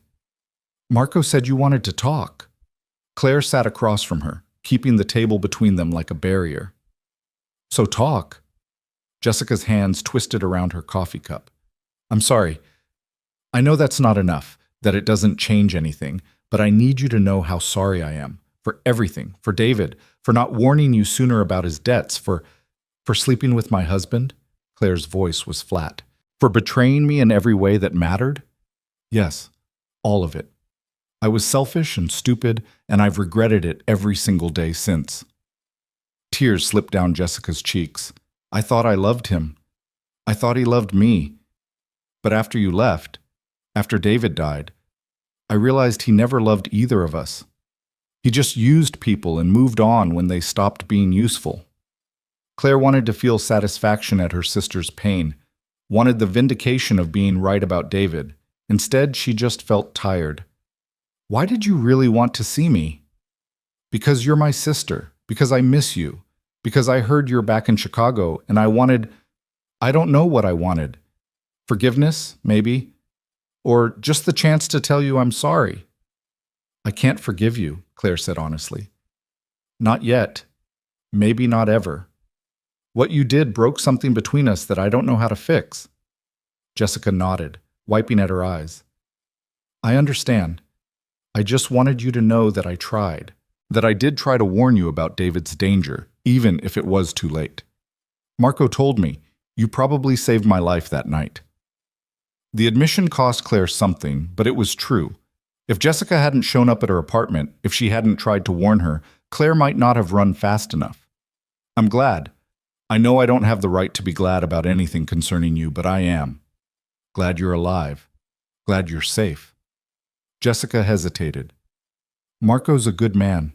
Better than David ever was. I hope you know that. Claire thought about Marco's patience with Lily, his careful respect for Claire's boundaries, the way he'd rearranged his life to accommodate theirs without demanding anything in return. I'm starting to. Good. You deserve someone good. Jessica stood, gathering her purse. I won't bother you again, but if you ever want to talk, ever need anything, I'm here. I'll always be here. She left before Claire could respond, and Claire sat in the coffee shop feeling strangely empty. She'd imagined this confrontation 1,000 times over the years. Imagined the things she'd say, the anger she'd unleash. Instead, there was just sadness for everything they'd both lost. Her phone buzzed, a text from Marco. How did it go? Strange. She apologized. I'm not ready to forgive her, but I listened. That's enough for now. Come home when you're ready. Lily wants to show you the treehouse. Home. The word sat strange and hopeful in Claire's mind. She texted back a simple okay and finished her coffee slowly, watching Chicago move past the windows. This city had broken her 5 years ago, but maybe it could rebuild her too. The treehouse was elaborate, clearly professionally built, with actual walls and a rope ladder that Lily was struggling to climb in her post-recovery state. Marco stood below, hands ready to catch her if she slipped, and Claire's heart seized at the casual protectiveness of the gesture. Mom, look! Lily called from the platform. There's books up here, and pillows. Marco said it can be my reading fort. It's amazing, baby, Claire called back, then turned to Marco with raised eyebrows. A treehouse, really? She mentioned once that she'd always wanted one. I had it built while we were in Boston. Marco shrugged like this was perfectly normal. Every kid should have a reading fort. You're spoiling her. I'm making up for lost time. There's a difference. Claire couldn't argue with that logic much as she wanted to. What happens when she expects grand gestures for everything? When normal life seems boring compared to this? Marco's expression grew serious. Then we teach her that love isn't about grand gestures. That it's about showing up every day, about being present even when it's hard, about choosing her over and over again. The treehouse is just wood and nails, Claire. What matters is that I'm here to read books in it with her. He was right, and Claire knew it, but accepting help still felt like admitting weakness, like conceding that she couldn't do this alone. Which was true. She couldn't, not anymore. But the admission stung. I need to find a job, she said abruptly. A real job that I earned, not something you arranged. The bookstore position is real. The owner was planning to sell anyway. I just made sure you had first consideration. I need to do this myself, Marco. I need something that's mine, that I built without your help. Marco studied her for a long moment. Okay, then do that. Find your own job. Make your own choices. I'll support whatever you decide. It should have felt like victory. Instead, it felt like being lost, set adrift from the support she'd just spent days accepting. Claire wrapped her arms around herself, confused by her own contradictions. I don't know what I want, she admitted quietly. Part of me wants your help, wants to accept everything you're offering. Part of me is terrified of depending on you, of losing myself the way I did with David. I'm not David. Marco's voice was firm but gentle. I'm not going to diminish you or make you feel small. But I also can't make you trust me, Claire. That has to come from you. How do I do that? How do I trust again after everything? One day at a time. One choice at a time. And by letting me prove I'm worth the risk. Marco glanced up at the treehouse where Lily was absorbed in a book. I'm not going anywhere. Whether you trust me today or a year from now, I'll still be here. Because she's worth it. And so are you. The words settled over Claire like a promise, and she found herself believing them despite her fears. That night, after Lily was asleep in her new bedroom, Claire and Marco sat in the kitchen with glasses of wine and 5 years of unspoken history between them. Tell me about those years, Claire said. What you did. Who you became. Marco swirled his wine thoughtfully. I consolidated power, eliminated threats, built legitimate businesses to balance the less legitimate ones. Tried to become someone my mother would have been proud of instead of someone my father was. Did you succeed? I'd like to think so. I'm not running drugs or trafficking people. I don't prey on the weak. Most of what I do now is protection, making sure neighborhoods stay safe, that businesses can operate without interference, that people like Petrov don't run unchecked. That's still criminal. It's gray, but it keeps more people alive than the alternative would. Marco met her eyes. I'm not asking you to approve of everything I do, just to understand that I'm trying to do better than the men who came before me. Claire considered this. What about Lily? As she gets older, as she starts to understand what you do, how do we protect her from that? We teach her that the world isn't black and white, that people are complicated and choices are hard, and sometimes doing the right thing means operating outside the law. Marco's jaw tightened. I won't lie to her about who I am, but I'll make damn sure she knows she's loved and protected and free to choose her own path, whatever that looks like. And us? What are we to each other besides Lily's parents? The question had been building for days, hanging unspoken through every shared meal and bedtime routine. Marco set down his wine glass with careful precision. That depends on what you want. I can be Lily's father, and nothing more. Separate houses, coordinated custody, the whole co-parenting arrangement. He paused. Or we can try to build something together, not because we have to, but because we want to. Claire's pulse quickened. What does that look like? Honestly? I don't know. I've never done this before. The family thing, the partnership thing. I've spent 20 years being alone, being careful, not letting anyone get too close. Marco's smile was self-deprecating. Then you walked into my life twice, and both times you changed everything. So I'm asking if you'd be willing to try building something with me. Slowly, carefully, with no pressure or expectations, just seeing what we could become if we're brave enough. The offer terrified and tempted her in equal measure. Claire thought about the way Marco looked at Lily, the gentle patience he showed, the careful respect he gave Claire's boundaries. Thought about the years she'd spent alone, proving she didn't need anyone, while longing secretly for exactly this, someone to share the burdens, to stand beside her, to choose her every day. I'm broken, she said quietly. David broke something in me, and I don't know if it can be fixed. I'm broken too. We can be broken together and maybe help each other heal, or we can be broken separately and keep wondering what might have been if we'd tried. Marco reached across the table, his hand open in invitation. I'm willing to try if you are. Claire looked at his hand, at the simple offer of partnership it represented. Thought about Lily sleeping upstairs in a house that felt like home, about the life they could build together if she was brave enough to reach for it. She placed her hand in his, feeling his fingers close around hers with gentle certainty. Okay, she whispered. Let's try. The weeks that followed were a study in careful rebuilding. Claire officially reclaimed her identity as Claire Carter, sitting through police interviews that were mostly perfunctory. They'd known for years she hadn't killed David, but procedure required following up now that she'd resurfaced. Marco's lawyer sat beside her through every meeting, and the case was officially closed within a week. She took the bookstore job after visiting 3 other options, choosing it not because Marco had arranged it, but because she genuinely loved the space and the owner's vision for the store. It felt like her choice, which made all the difference. Lily started at her new school and thrived, making friends easily and bringing home artwork that Marco immediately framed and hung throughout the house. Her health continued improving, blood counts climbing toward normal, energy returning to her small body. And Claire and Marco learned each other slowly. He took her to dinner at small restaurants where they could talk without interruption, learning her preferences and telling stories from the years they'd been apart. She came to his apartment sometimes after Lily was asleep, sitting on his balcony with wine while he worked through business calls, comfortable in the silence between them. He never pushed for more than she was ready to give, never demanded declarations or commitments, just showed up, day after day, proving through consistency what words couldn't convey.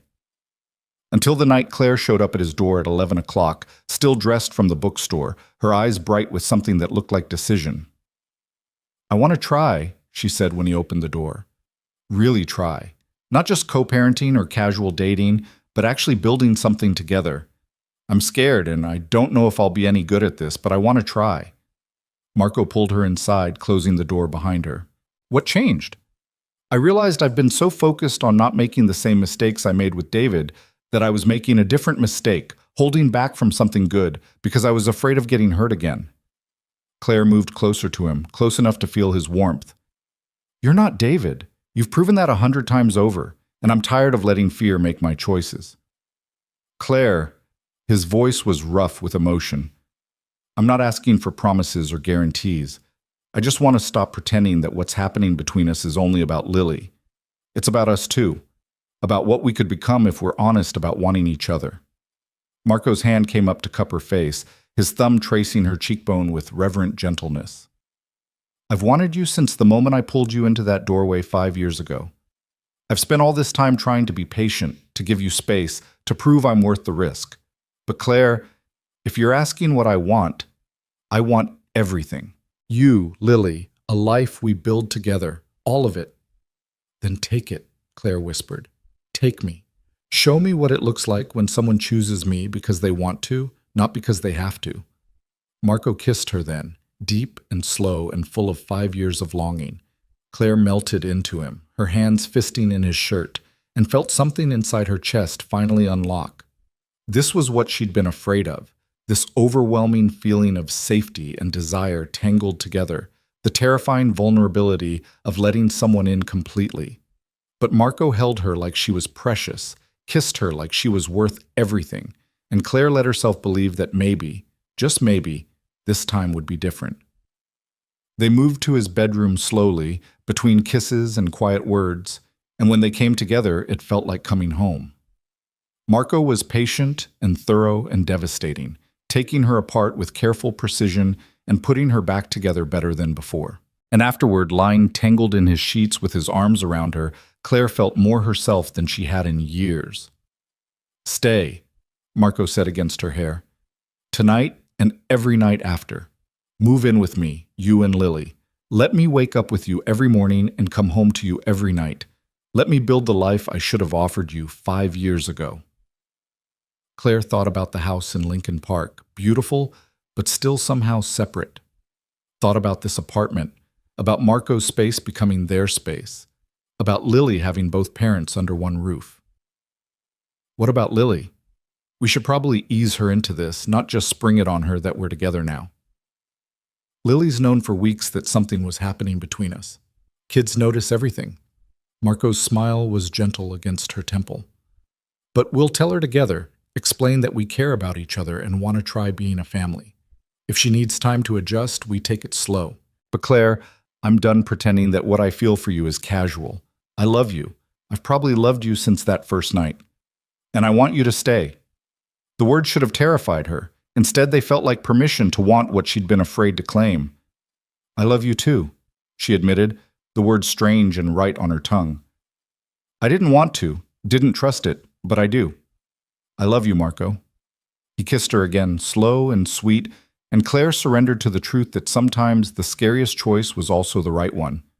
They told Lily the next morning over pancakes, explaining gently that they cared about each other and wanted to live together as a family.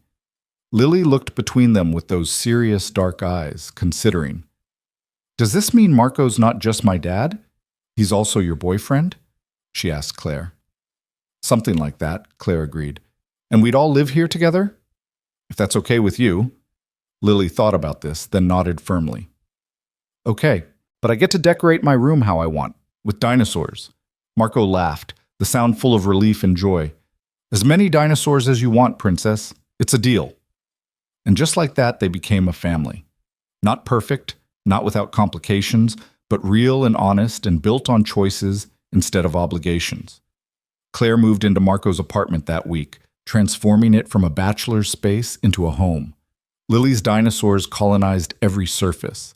Claire's books filled the empty shelves, and slowly, carefully, they built something that felt like forever. 3 months into their new life together, Claire woke to find Marco's side of the bed empty. She found him in his office at 2 a.m, staring at his laptop with an expression that made her stomach drop. "What's wrong?" she asked from the doorway. Marco looked up, and the weight in his eyes told her everything before he spoke. "Vincent just called. There's a problem with one of my shipments, the kind of problem that could bring federal attention if it's not handled carefully." Claire moved into the room, closing the door behind her. They'd had this conversation before, about the parts of Marco's business that existed in shadows, about the risks that came with loving a man who operated outside the law. But knowing abstractly was different from facing it at 2 a.m. with fear in his eyes. "How bad?" she asked. "Bad enough that I need to go handle it personally, tonight." Marco stood, already reaching for his phone. "Vincent's sending a car. I'll have extra security posted here, but Claire, we'll be fine. Go do what you need to do. If this goes wrong, if the feds get involved, there could be consequences. For me, for my businesses, for—" He stopped, jaw tight. "For you and Lily. Association alone could bring scrutiny you don't need." Claire understood what he was offering, an out. A chance to step back before things got complicated, to protect herself and Lily from the fallout of his choices. 6 months ago, she might have taken it. But 6 months ago, she'd been running from everything instead of choosing what she wanted. "We're not going anywhere," she said firmly. "Whatever happens, we face it together. That's what family means." Relief flickered across Marco's expression before he pulled her close, pressing his face into her hair. "I don't deserve you." "Probably not. But you're stuck with me anyway." Claire pulled back to meet his eyes. "Go. Handle it. Come home safe." He kissed her hard and desperate, then left without looking back. Claire stood in the empty office and tried not to think about all the ways this could go wrong. Instead, she checked on Lily, sleeping peacefully surrounded by stuffed dinosaurs, then made coffee and waited. Vincent called at dawn. "It's contained," he said without preamble. "Marco's handling the last details. He'll be home in a few hours." "Was anyone hurt?" A pause. No one who didn't deserve it. The situation's resolved, Ms. Carter. Your family's safe. The call ended, and Claire sat with her cooling coffee, processing Vincent's careful words. Someone had deserved to be hurt. Marco had made that call, had done whatever necessary to protect what was his. And Claire found she couldn't even summon horror at the implications.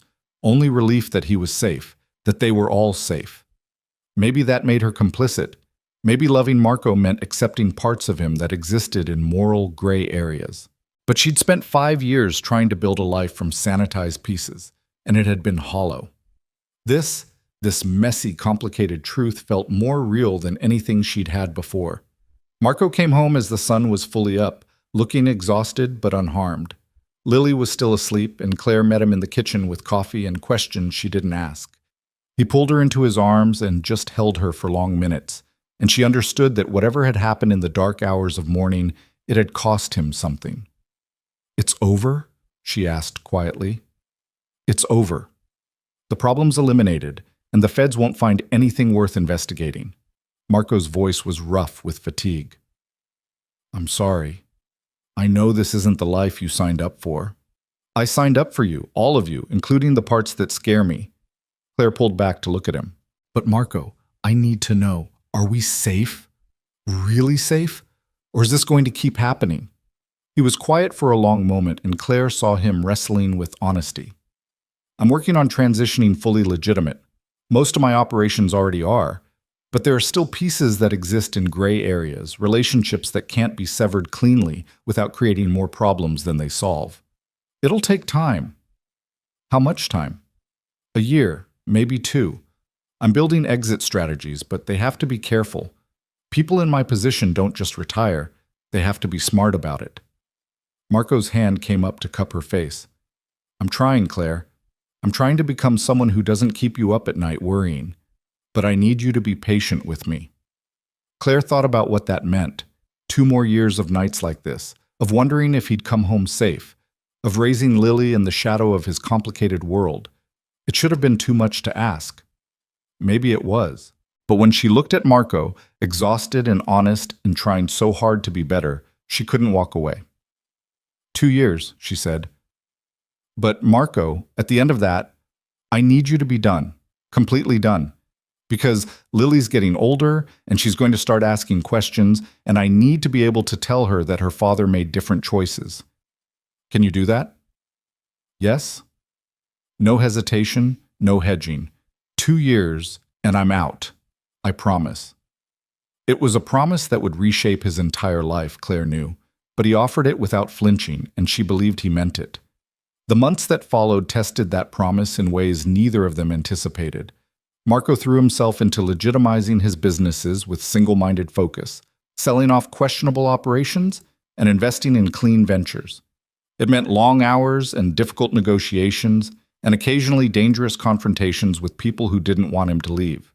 Claire watched him transform through sheer determination, becoming the man he'd promised to be. And she supported him however she could, managing the household, raising Lily, being the steady presence he came home to when everything else was chaos. But it wasn't all darkness and danger. There were good moments too, ordinary moments that felt precious because they'd been so hard won. Marco teaching Lily to ride a bike in the park, his patience infinite as she wobbled and fell and tried again. Sunday morning pancakes where they all worked together, Lily cracking eggs with fierce concentration while Claire mixed batter and Marco told terrible jokes. Family movie nights where they piled on the couch with popcorn and argued good-naturedly about whether dinosaur documentaries counted as entertainment. Claire fell deeper in love with him during those moments, watching him be gentle with their daughter, watching him choose family over business again and again. This was who Marco De Luca really was beneath the dangerous reputation, a man trying desperately to be worthy of the people he loved. Lily thrived too. Her health continued improving until Dr. Singh officially declared her in full remission, her bone marrow producing healthy blood cells with no sign of the disorder returning. She shot up 3 inches in 6 months, all gangly limbs and boundless energy. Her curiosity was insatiable. She wanted to know everything about everything, from why the sky was blue to how Marco's businesses worked to whether Claire would ever marry her father. That last question came out of nowhere one evening while Claire was tucking her into bed. Maddie's parents are married, Lily announced, referring to her best friend from school. Are you and Marco going to get married? Claire's hand stilled on the blanket. Would you want us to? Lily considered this with her characteristic seriousness. I think so. Maddie says married means you promise to stay together forever, and I want us to stay together forever. We're already a family, baby, with or without marriage. That doesn't change how much we love you or each other. But marriage makes it official, like everyone knows you're choosing each other. Lily looked up at her with David's eyes and Claire's determination. I think you should choose each other officially. Claire kissed her forehead, avoiding the larger question. We'll see. Now sleep. You have school tomorrow. But the conversation stayed with her, and she found herself thinking about it more than she expected. She and Marco had built something real, something lasting. They shared a home and a daughter and a future. But they'd never discussed marriage, never made that formal commitment. Did it matter? They were already functioning as a married couple in every way that counted. But Lily's words echoed. Marriage makes it official, makes it a choice everyone can see. Marco found her on the balcony an hour later, staring out at Chicago's nighttime skyline. Lily asked if we're getting married, Claire said without preamble. Marco was quiet for a moment. What did you tell her? That we're already a family, that marriage doesn't change how much we love her. Claire turned to face him. But she's right, isn't she? Marriage does mean something. It's a choice made public, a promise witnessed. Are you asking me to marry you, Claire Carter? The question, delivered with gentle humor, made her smile despite her nerves. I'm asking what you think about it, about us making that kind of promise. Marco moved closer, taking her hands in his. I think I've been waiting for you to be ready for that promise since the day you moved in. I think I'd marry you tomorrow if you'd let me. But I also think you've been married before to someone who broke every promise he made, and I don't want you to say yes to me until you're absolutely certain I won't do the same. I am certain. The words came easily, true in a way she'd never been able to achieve with David. You've proven yourself 100 times over, Marco. You've kept every promise you've made to me and Lily. You've changed your entire life to be the person we need. I trust you completely. Then marry me. Marco pulled a small box from his pocket, and Claire's breath caught. I've been carrying this for 2 months, waiting for the right moment. But Claire, there's never going to be a perfect moment, and I'm tired of waiting to make you mine in every way that matters. He opened the box to reveal a ring, simple, elegant, with a single diamond that caught the city lights. Nothing ostentatious, nothing that screamed wealth. Just beautiful and honest, like everything Marco had given her. Claire Elizabeth Carter, will you marry me? Will you let me spend the rest of my life proving I'm worthy of you and Lily? Will you give me the honor of being your husband and her father officially, legally, permanently? Claire looked at the ring, at Marco's face earnest and hopeful in the dim light, at the life they'd built together from broken pieces. Thought about the scared woman she'd been 5 years ago, running from danger and betrayal. Thought about the woman she'd become, stronger, braver, willing to choose love even when it was complicated. Yes, she said, her voice breaking with emotion. Yes, I'll marry you. Marco slipped the ring onto her finger and pulled her close, kissing her with a thoroughness that made her forget they were on a balcony where neighbors could see. When they finally broke apart, both breathing hard, he pressed his forehead to hers. I'm going to make you so happy, he promised. I'm going to spend every day making sure you never regret this. I already don't regret it. I haven't regretted it since the day I decided to trust you with Lily's life. Claire kissed him again, softer this time. Now, let's go tell our daughter before she bursts from curiosity. Lily screamed with joy when they told her, launching herself at both of them with enough force to nearly knock them over. She insisted on calling Maddie immediately to report the news, her excitement infectious. They planned a small wedding for spring, just close friends and the family that mattered. Jessica reached out when she heard, asking cautiously if she could attend, and Claire surprised herself by saying yes. Her sister would never be her confidant again, would never hold the place she'd once occupied. But she was still family, still trying to make amends, and Claire found she had enough grace now to allow that. The wedding was simple and perfect, held in the garden of their Lincoln Park house under flowering cherry trees. Lily served as flower girl and ring bearer both, taking her duties with utmost seriousness. Vincent stood as Marco's best man, his normally stoic expression showing rare emotion. And when Marco and Claire exchanged vows they'd written themselves, there wasn't a dry eye among the small gathering.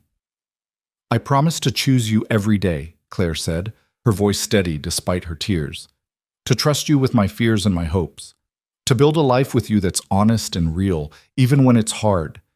I promise to love you not in spite of your complications, but because of all of you, the darkness and the light, the past and the future you're building. You saved my life twice. Now I'm choosing to spend the rest of it with you." Marco's vows were equally raw. "I promise to protect you and Lily with everything I am. To be worthy of the trust you've placed in me. To become the man you deserve, every single day. You walked into my life when I'd forgotten how to be anything but dangerous, and you reminded me I could be good. I promise to keep choosing good, to keep choosing you, to keep building the family we both deserve. I love you, Claire. I'll love you until my last breath." When the officiant pronounced them married, Marco kissed her like they were the only two people in the world, and Claire felt the last piece of her broken heart finally heal. The reception was small and joyful, full of laughter and dancing, and Lily running wild with the few children in attendance. Marco's business associates mixed with Claire's bookstore colleagues, and somehow the combination worked. This was their life now, complicated and blended and perfect in its imperfection. Late in the evening, Claire found Jessica standing alone near the garden's edge, watching the celebration with an expression of bittersweet longing. "Thank you for coming," Claire said quietly. Jessica turned, surprise flickering across her face. "Thank you for letting me. I know I don't deserve to be here." "Maybe not, but you're still my sister, and I'm trying to believe people can change. That mistakes don't have to define us forever." Claire glanced back at Marco, who was dancing with Lily on his feet, both of them laughing. "He changed. I changed. Maybe you have too." "I'm trying. I've been in therapy, working on understanding why I made the choices I did, why I hurt you." Jessica's voice was thick with emotion.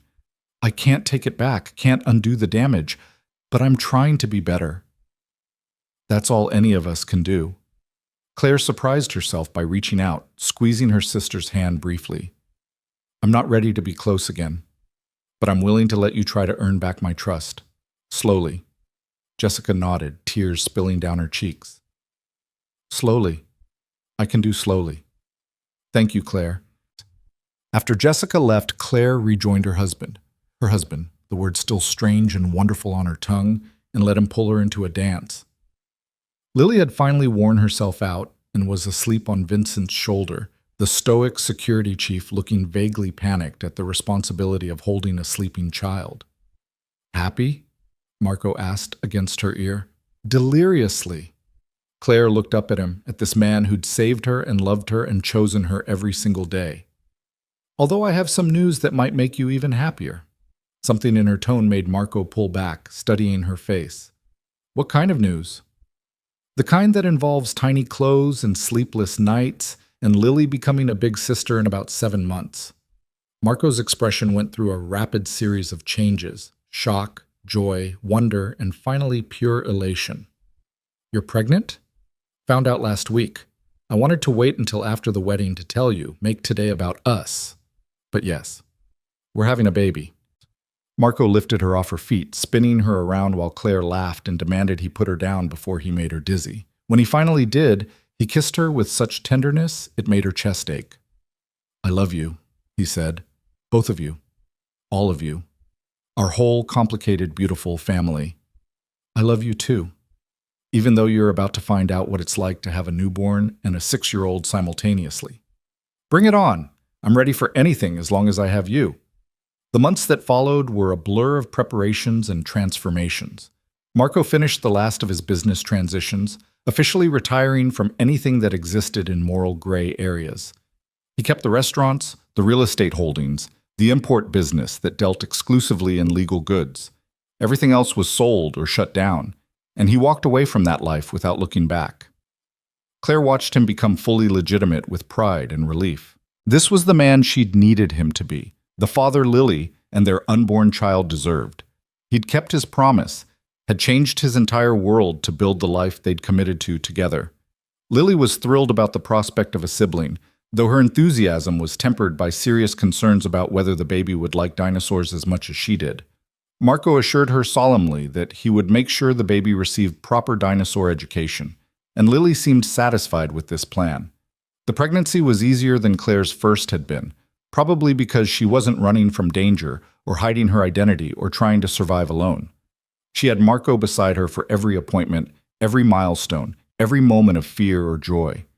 He read parenting books with the same focus he'd once applied to business strategy, determined to be the best father possible. Their son was born on a snowy January morning, 6 pounds of perfect health and impressive lungs. They named him James Marco DeLuca, and Lily immediately nicknamed him JJ and appointed herself his personal protector. Watching Marco hold his son for the first time, tears streaming down his face while he whispered promises about the future, Claire felt everything come full circle. This family they'd built from broken pieces, this life they'd chosen despite every reason to run, it was real and lasting and worth every risk they'd taken. 6 months after JJ's birth, Marco surprised Claire with one final gesture. He'd purchased the building where her bookstore operated and renovated the upstairs apartment into a reading space and community center. "It's yours," he said, handing her the keys. "The whole building. The bookstore stays, obviously, but the upstairs is whatever you want it to be. A place for kids' reading programs, writing workshops, whatever your heart desires. Consider it a very late wedding present." Claire stood in the empty space, imagining the possibilities. A place to build community, to share her love of books, to create something lasting that was entirely hers. "Marco, this is too much. It's not nearly enough. You gave me a family, Claire. You gave me purpose and love and reasons to be better. This is just a building." He pulled her close, careful of JJ sleeping against her chest in his carrier. "Although if you'd rather have something else, I can—" "No, this is perfect, absolutely perfect." Claire kissed him, pouring 5 years of gratitude and love into the gesture. "Thank you for this, for everything, for being exactly who you promised to be. Always. That's what we promise each other now. Always." They built the community center together over the following months, with Lily's input heavily featured in the children's section design. It opened in the spring, becoming a hub for neighborhood families and establishing Claire as more than Emma Ross or Claire Carter or even Marco DeLuca's wife. She was herself, fully and completely, building something meaningful from her own passions. Marco settled fully into legitimate business, his reputation slowly shifting from dangerous to simply powerful. He served on charity boards, invested in neighborhood revitalization, and became known as someone who protected rather than threatened. The past didn't disappear. People still knew who he'd been, but it became history rather than present danger. Lily grew into a brilliant, curious child who excelled at science and never met a dinosaur fact she didn't immediately memorize. JJ grew into a happy toddler who worshipped his big sister and followed her everywhere. And Claire and Marco grew into the kind of partnership that came from choosing each other through difficulties rather than in spite of them. 5 years after their wedding, Claire found herself back on the balcony where Marco had proposed, watching Chicago's light shimmer against the night sky. Marco joined her, sliding an arm around her waist and pulling her close. "What are you thinking about?" he asked. "How far we've come. How different everything is from that night you pulled me into a doorway and changed my entire life." Claire leaned into his warmth. "I was so broken then, so scared. I couldn't imagine ever feeling safe again, let alone happy. And now? Now I'm married to my best friend, raising 2 incredible kids, running a community center I love. Now I wake up every morning grateful for the life we've built." She turned in his arms to face him. "You kept every promise you made, Marco. You became exactly who you said you'd be. We became who we were supposed to be together." Marco kissed her forehead. "I'm not the same man I was before you, Claire. You made me better. Made me want to be better. We made each other better. That's what love does. It transforms us into who we're meant to be." From inside, they heard Lily calling that JJ had knocked over his block tower again and was crying. Marco sighed affectionately. "Duty calls. Think we should intervene before she builds him a fortress to prevent future collapses? Claire laughed. Probably. Although, knowing our daughter, the fortress would be dinosaur-themed and actually structurally sound. They went inside together, leaving the balcony and the past behind them. The future spread out ahead, uncertain in its details but solid in its foundation. They would face it together. This family built from second chances and hard-won trust. This love that had survived betrayal and danger and 5 years of separation to become something unshakable. Claire Carter DeLuca had been broken once, shattered by betrayal and loss. But she'd been remade through courage and choice, through learning to trust again, through accepting that love didn't always look the way she'd expected. Marco had offered her protection, and she'd found partnership. He'd offered her safety, and she'd found home. And standing in their living room, watching Marco carefully rebuild JJ's blocks while Lily supervised with the authority of a construction foreman, Claire understood that this was the real victory. Not survival, though they'd certainly survived. Not even happiness, though she was happier than she'd ever imagined possible. The victory was this. She'd learned to choose love even when it was complicated, to trust even after betrayal, to build a future even when the past tried to destroy her. She'd learned that strength wasn't about doing everything alone.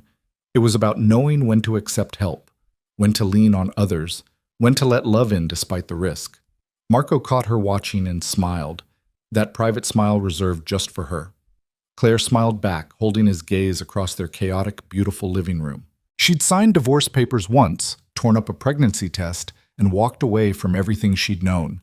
That choice had led her here, to this moment, to this family, to this love that had saved her in every way that mattered.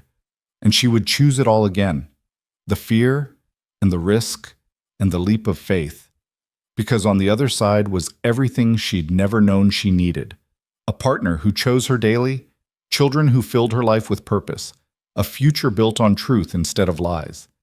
Claire had spent 5 years hiding, but she was done hiding now. She was exactly where she was meant to be, with exactly who she was meant to be with, living the life she'd been brave enough to choose. And that, finally and completely, was enough.